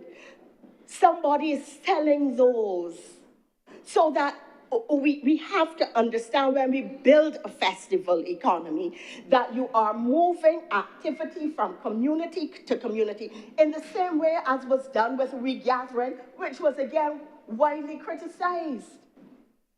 During regathering, I went down some holes in St. Lucie and some other places that I did not know existed. I passed some potholes too, but that did not stop hundreds of people from turning up at the events. Not DLP events, no, BLP, yeah. Because vendors complained that the DLP events were so poor, nobody used to turn out and they could make a dollar at all. But the reality is, yeah, food, yes. That is a fact. Sir, there are some services that are utterly amazing. It did not occur to me that a person, and people come into Barbados to do it, and local people also have the skill, that people could make money bronzing your skin. So that for crop over the night before or 2 days before, you don't you go and you get fixed up so your skin tone looks perfectly even when you are in your micro bikini. Of course, you can't bathe until after the event, but that's another matter, sir. And, sir, when you have events now, and sir, this is a service from which I can benefit because I'm very blessed.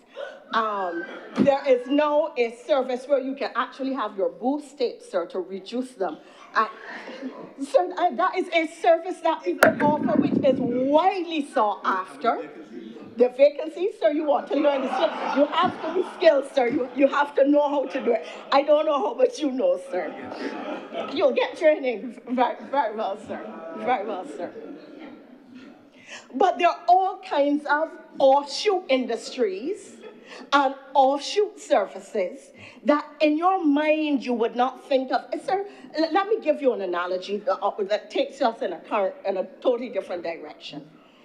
It is what it means to have vision as a leader. I remember the arguments over the Spring Garden Highway and the ABC Highway and how the DLP vilified Tom Adams over it. It was a waste. It would be a white elephant. It would be unnecessary. A previous speaker spoke to asking whether we could imagine Barbados without it because of the transport access. It isn't just the transport. Drive from the airport to St. Lucie, housing, businesses, vendors, malls, entertainment facilities. That was the vision. Nobody caught it at the time. We want this long road forward to do what? People didn't get it. And I think Industrial access road, that was the original. that is a fact. The original name was the Industrial Access Highway, I think it was, the Industrial Access Highway. Well, nobody calls it that now. And indeed, a lot of what is being done, things about which Senator Reid spoke, the reindustrialization, the Green Gateway, a lot of this, it's still too vague, still too visionary, Still too much up in the clouds. But I hope that I will live to see, as I have lived to see what happened with the highway, that I will live to see a lot of what is now being spoken about bear fruit in the transformation of this little society and to make our economy a big one. Sir, I move on then to the issue, and you will have realized that I've started to talk about, I spoke about plantation economy, I segued into plantation society and ending the plantation society, and I am moving, sir. Yeah, I'm not doing too bad. And I didn't cough. Praise be to Jesus. He clearly wants me to make this speech. Thank you, God. Oops.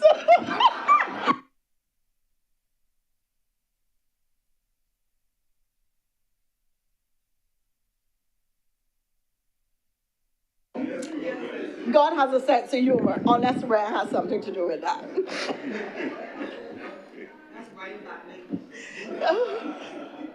So moving, sir, into the area, moving further into the area of ending the plantation society. In the plantation economy, goods and services were produced for the sole benefit of the profit of the owner. In the economy that we are creating and building out, goods and services are being produced for the benefit of the economy and the dignity and financial well-being of the individual. In the plantation society, labor was dispensable. You didn't have to value people because they came a dime a dozen. You fire them without rights. So that when this government strengthens the hands of trade unions, what it is doing by extension is saying to our people, you have dignity that deserves protection. Your labor has value. Your rights, you have rights. And they are going to be embodied in law so that you cannot be abused or exploited. And so what we have been doing there is part of this reform of the economy and restructuring of the society to give people a different mirror image of, or an improved mirror image of themselves, and to say to the society as a whole, look, wanna wear something, sir. A part of that is the way in which we're training our young people. At UE, the expansion of programs and numbers at SJPP, at BCC, at the Cumming University College, which really was part of the 94 to 2008 that was stopped. It is part of our saying to our society that you are not disposable. And even if the world economy is moving in the direction of a gig economy, even if the world economy is moving in a direction of less security of tenure, we are going to create a national platform of rights that allows our people to still have a sense of comfort and security in their jobs and in the marketplace. We see this again, sir, in the way in which government has committed to providing $5,000 at birth to every Barbadian born at the time of republic, we became a republic, and since. Sir, this is phenomenal. It is phenomenal because what Black people are unable to do is to build intergenerational wealth. For a majority of us, we get a big house. We leave that house to our children, sometimes by by the time we die, we've not been working for years because we've been retired now. The house is in disrepair and the children fighting over it, or some of them go away and they leave it abandoned. That's all we have. And a car. And it is all financed by the bank. However, if you can say to every baby that is born, when you baptize them and make the sign of the cross, and here, take your little $5,000 certificate with you when you go home. What you are doing is changing that child's future. You are changing that child's life.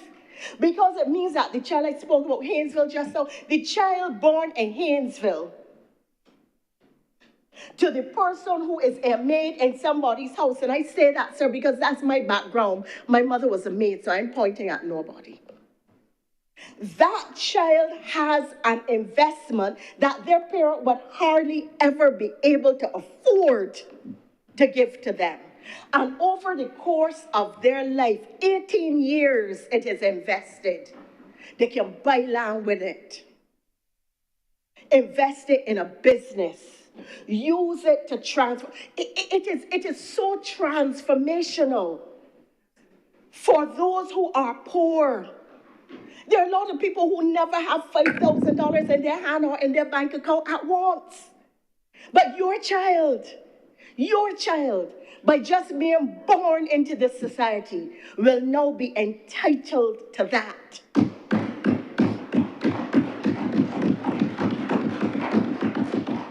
And I can hear commentators on the radio, I only given the budget a 6. It doesn't transform anything. There's no reforming here and this and that. And nonsense. Everything about it is really absolutely transformational. I'm too old to have children, but I mean, you know. True, because Elizabeth had hers when she was very advanced in years, for those of you who know your Bible. And I am Elizabeth, so. Yeah, she scoffed at the idea. But so, sir, I want to go on.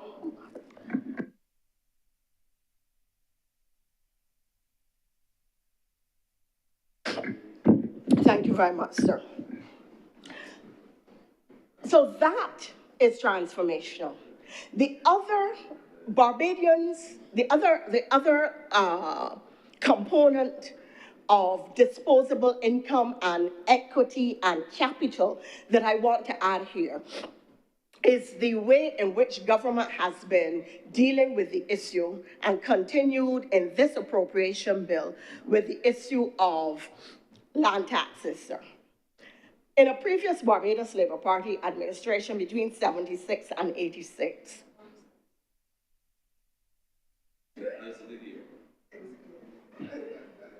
I'm hearing 76 was a good year because of the people in here who were born then. But at that time, property taxes, estate taxes crippled many people because they were so high.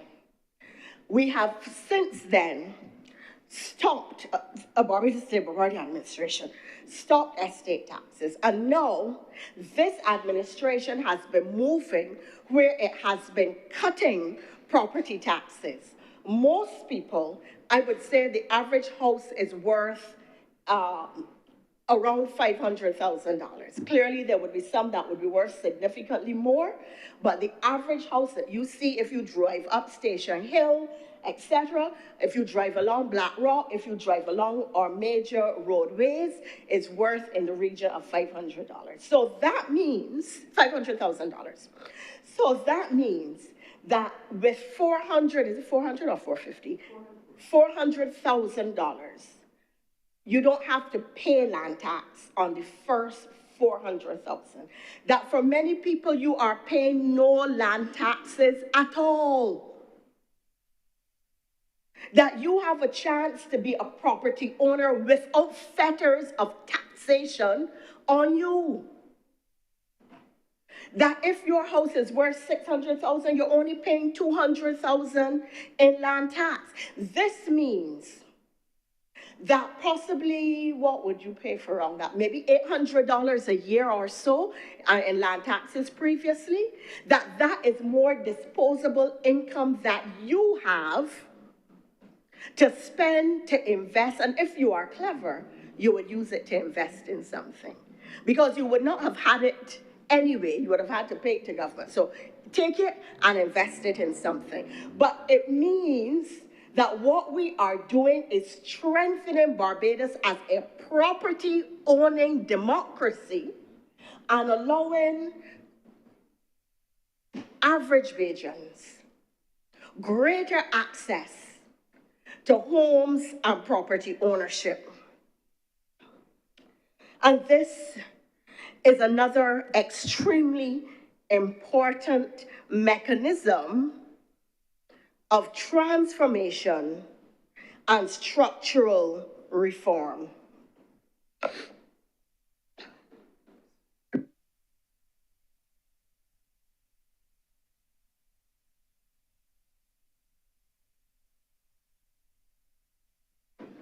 Sorry, I did apologize at the start, but I want to apologize.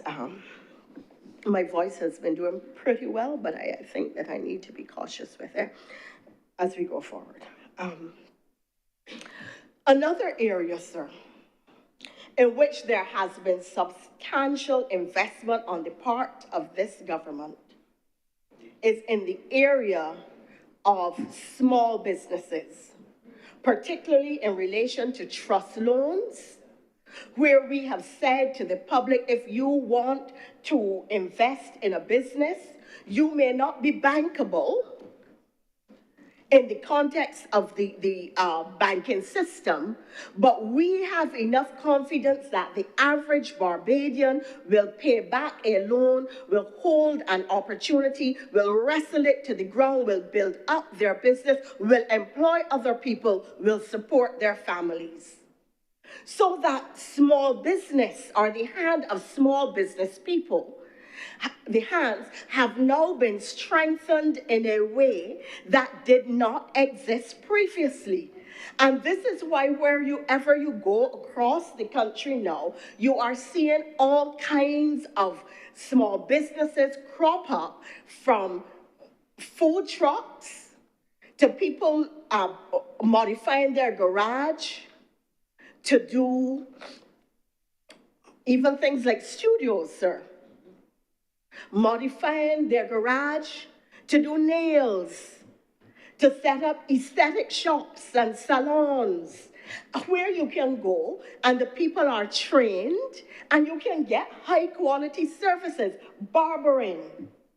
People are what do you call it, when they do cars, valeting cars from their homes and so on. So that is because there is new impetus and new financing being given to people to carry out businesses and to set up businesses and to finance businesses in order to earn a living from themselves and increase the level of economy in the level of activity in the economy. When it comes to food places, I am amazed at the number of food places in small communities where you can go, whether you call at the window or the door, or you sit down in the garage or the veranda or outside.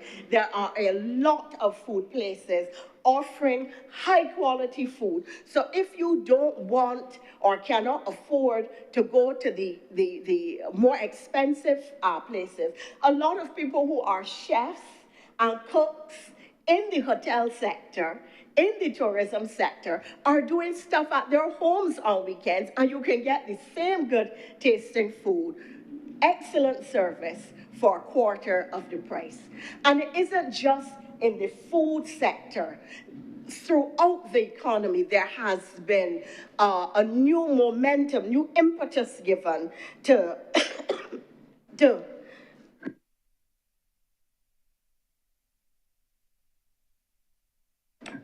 Sir, I assure you again that I'm not allergic. It is simply that I have very, very bad reaction to Sahara dust. So my coughing, nobody is under threat or at risk of contagion or anything of the sort. In any event, I got a doctor close by. I was pleased it has not been spoken about a lot. But what we are seeing emerging from the appropriation bill, and I apologize, sir, I was up all that night coughing and coughing and coughing to the extent that I wasn't sure I would make it here today. So I did not sit and pull all the numbers. So I think that is a deficiency in my remarks, and I ask for your forgiveness. But one of the points that I was going to make is that the appropriation bill also seeks to build out institutions in the country and to create partnerships with the church and other institutions. There's the usual private-public investment in large initiatives, but where this government is often accused of being immoral, ungodly, wicked, and other, and of carrying out nefarious acts, this government has been the only government in the history of the country that I am aware. I remember a previous administration, I won't call the name, where you could get tax relief for donations to the church. I think they even removed them. But this administration is now giving to setting up an initial grant of $5 million for churches. It is important because, sir, I firmly believe we grew up in Sunday school. We had to go. There were no options. You went morning with your parents and probably evening with your grandmother or your auntie or some neighbor or somebody. Some people went to 2 different churches. One Pentecostal, one more traditional, because of these family dynamics. In Sunday school, it was in Sunday school, sir, that I first learned public speaking. Yes. It was in Sunday school that I first learned presenting to an audience, to stand up in church and say your little recitation. In fact, sir, yes, and you're swinging. Yeah, no, it's a fact. You learned to get on with other people. You learned cooperation. You learned the value of the human being, the love of God, what it was to love your fellow man, how important it is, a value system that was very much Barbadian. And our churches need to step up now. Bring children back into Sunday school. When I grew up, you would see parish priests walking through the community. They knew the families. We need to get our priests into the communities, get our little ones into Sunday school and church so that they're not on the streets, so that they're not being targeted by nefarious persons, so that they are not vulnerable to the blandishments of the devil. And when they go into Sunday school, they learn all kinds of things, all kinds of skills. They have a lot of fun because there are now a lot more interactive classes and so on. I remember, so now that I'm talking about that, I as a child, I was asked to read a lesson. Of course, my mother was sitting in the pew purring with pride, as I had to rehearse it about 1,000 times, though, before I could get up there. So mommy made me rehearse it, and I read flawlessly. And then a little boy came after me, and he didn't read as well. And an old lady sitting in the church was heard to say, "All right, son, you read them fast and get rid of them." But, sir, the important thing was that young boy had his first experience of public speaking, of knowing what it was like to sit down and have the whole church looking at you silent in anticipation. And then the next time, he read much better. Because somebody took him aside and said, "Well, let's practice the lesson. Don't be frightened. I just sit down in the front. If you get nervous, you look at me." Look at me. Our churches, Senator Cannon Rogers is not here today, but our churches some of them are doing some very good work. James Street Methodist, my own church, we have a steel pan on which we are training young people. Belmont Methodist, you don't have to be a member of the church. You can just show up and say, I want to learn. We have musical bands where people are learning everything from the violin to the guitar to the drums to Congo drums. It's all there. And so other churches, and I'm not saying my church alone, other churches are doing the work. And I want to encourage the churches to apply for some of this money. If you use it up, I'm sure the Prime Minister will give more. But so that you can carry out, yes, I'm speaking on her behalf, and this is because it's so important. So that you can carry out more social intervention programs, teaching our young people skills, keeping them off of the streets. And the thing about this is that panists are well paid. It is a skill that you can use in the entertainment industry. Those who play the violin, those who learn to drum. So it isn't just that they're learning to drum, they're getting a sense of what they are capable of, but at the same time, they are getting a skill that they can use to help themselves and their families, and a skill that they can carry with them for life. And often, when you learn a skill, so I like to cook and bake, that's a skill. It's a skill for which people are paid. There are those who play musical instruments. There are those who may weave baskets or other things. These are skills that not only can earn you money, but create a sense of peace and comfort. Last week I was home because of this constant coughing. I didn't want to go into the office and stuff. And I took some time and I really rolled out cakes and dishes. And I just had fun in my kitchen, which I don't get a chance to do often, because you're always on a day. The point that I'm making is our churches are doing this work.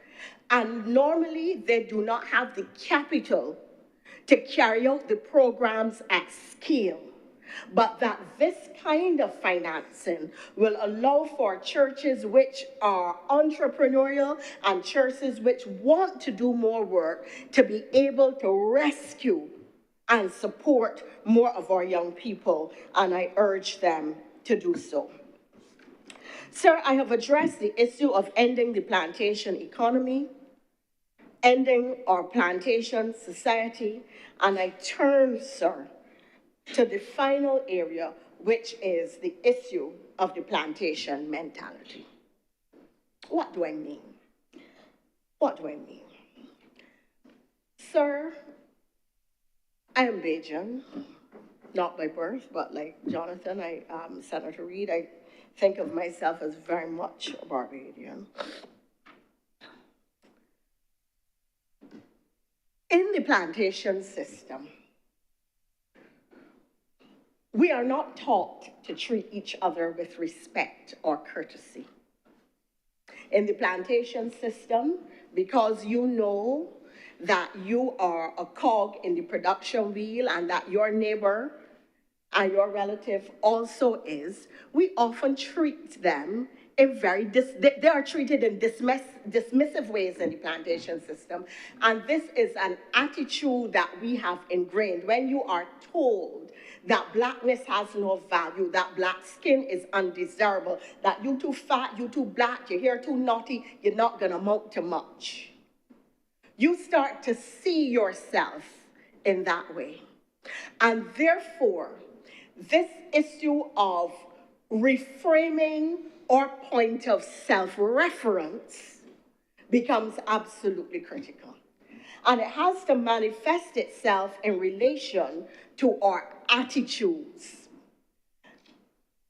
When people go in to access services, both in the private and public sector, but more in the public sector than private, because in the private sector, if you treat customers too bad, somebody will fire you. In the public sector, particularly at QEH, We have a lot of people with exceptional skill and training.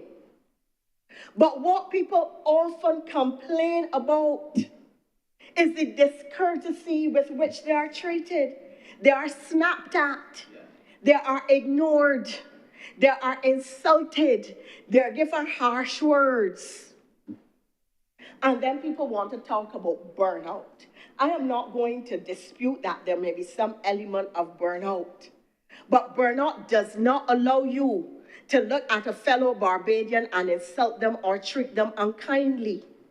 And I have had my experiences across the public and private sector, going to places where I'm not recognized. What you want? Listen, come back tomorrow here. I ain't taking you on today. And in one instance, I was told by a person, my braids are too tight for me to bother today, too tight. Yes. So, sir, this is the mentality of the plantation, that we do not see ourselves as capable of excellence. We do not fight to perform with excellence. We do not come to work to be exceptional at what we do. And we don't do it to the best of our ability. Can't take them no more, look, that's enough for me today. And you see it in our lack of productivity. You see it in attitudes. People who are employers complain. So I don't even want to get into the way marijuana smoking has now become perversive everywhere, because that's another speech.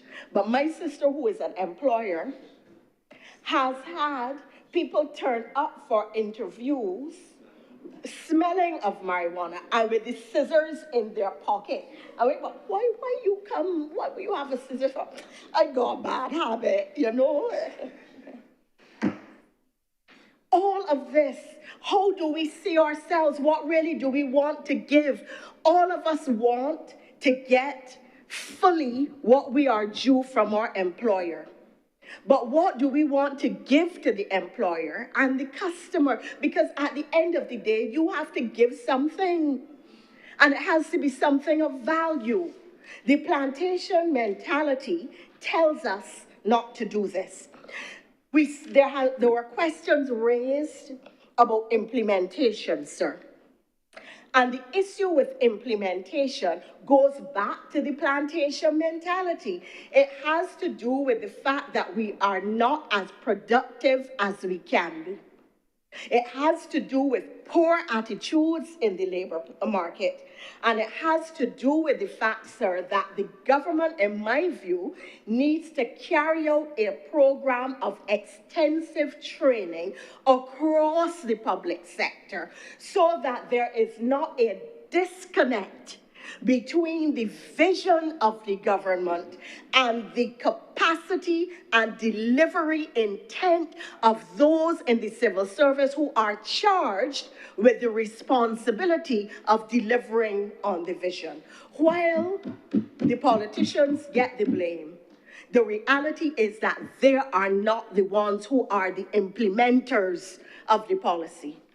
And until we can get our people to abandon the plantation and recognize that the way forward has to do and rest not on the politicians, but on each and every one of us, then we will not effect the kind of national transformation that can deliver to Barbados, this generation and the next, the kind of excellence, brilliance, promise, iconic status globally.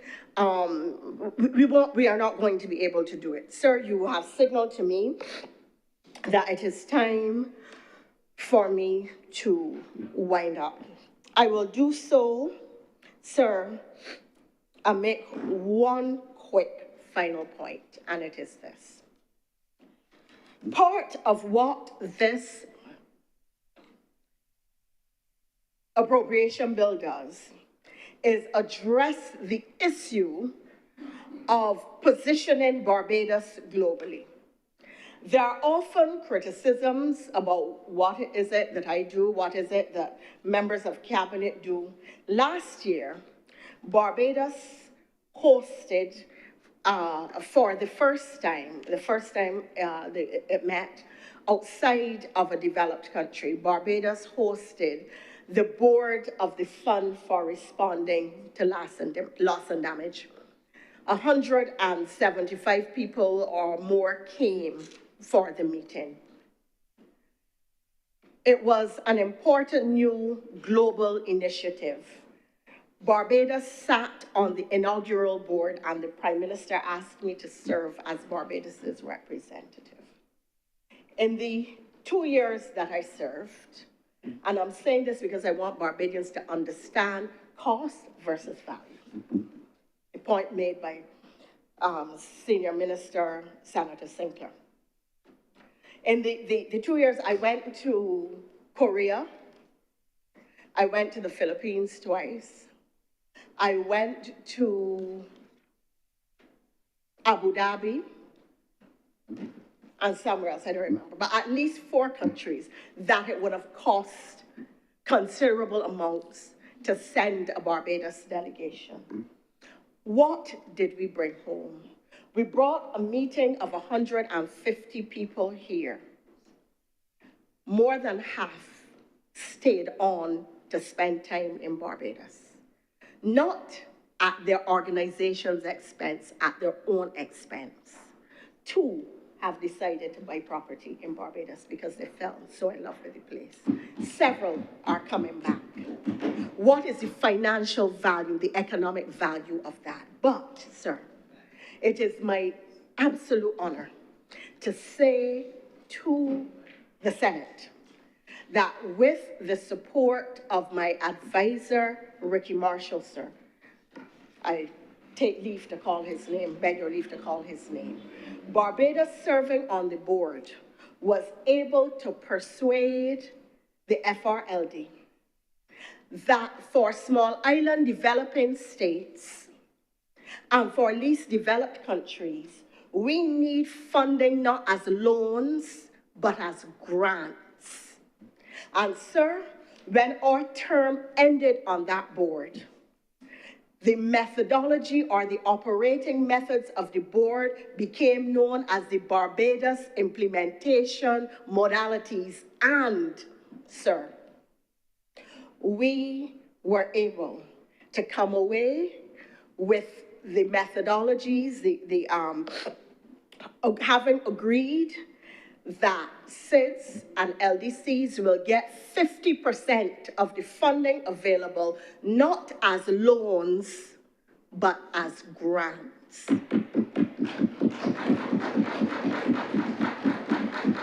So that if we had another barrel tomorrow, we could go, God forbid, we could go to that fund and get money for fishermen as grants, not loans.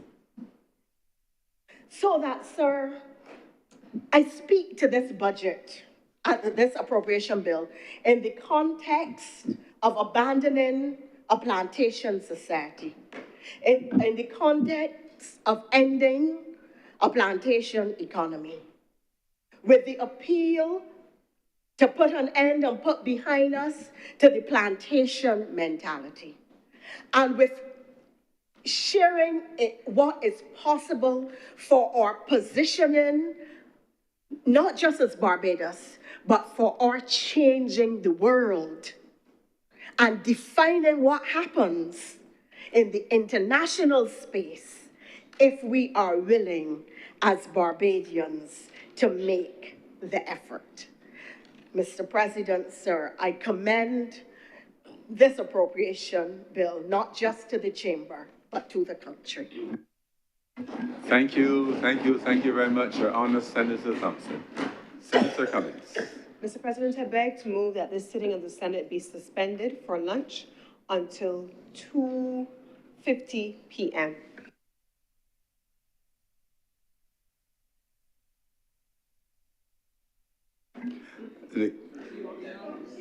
The question is that this sitting be suspended until 2:50 p.m. today. Those honorable senators in favor, please say aye. Aye.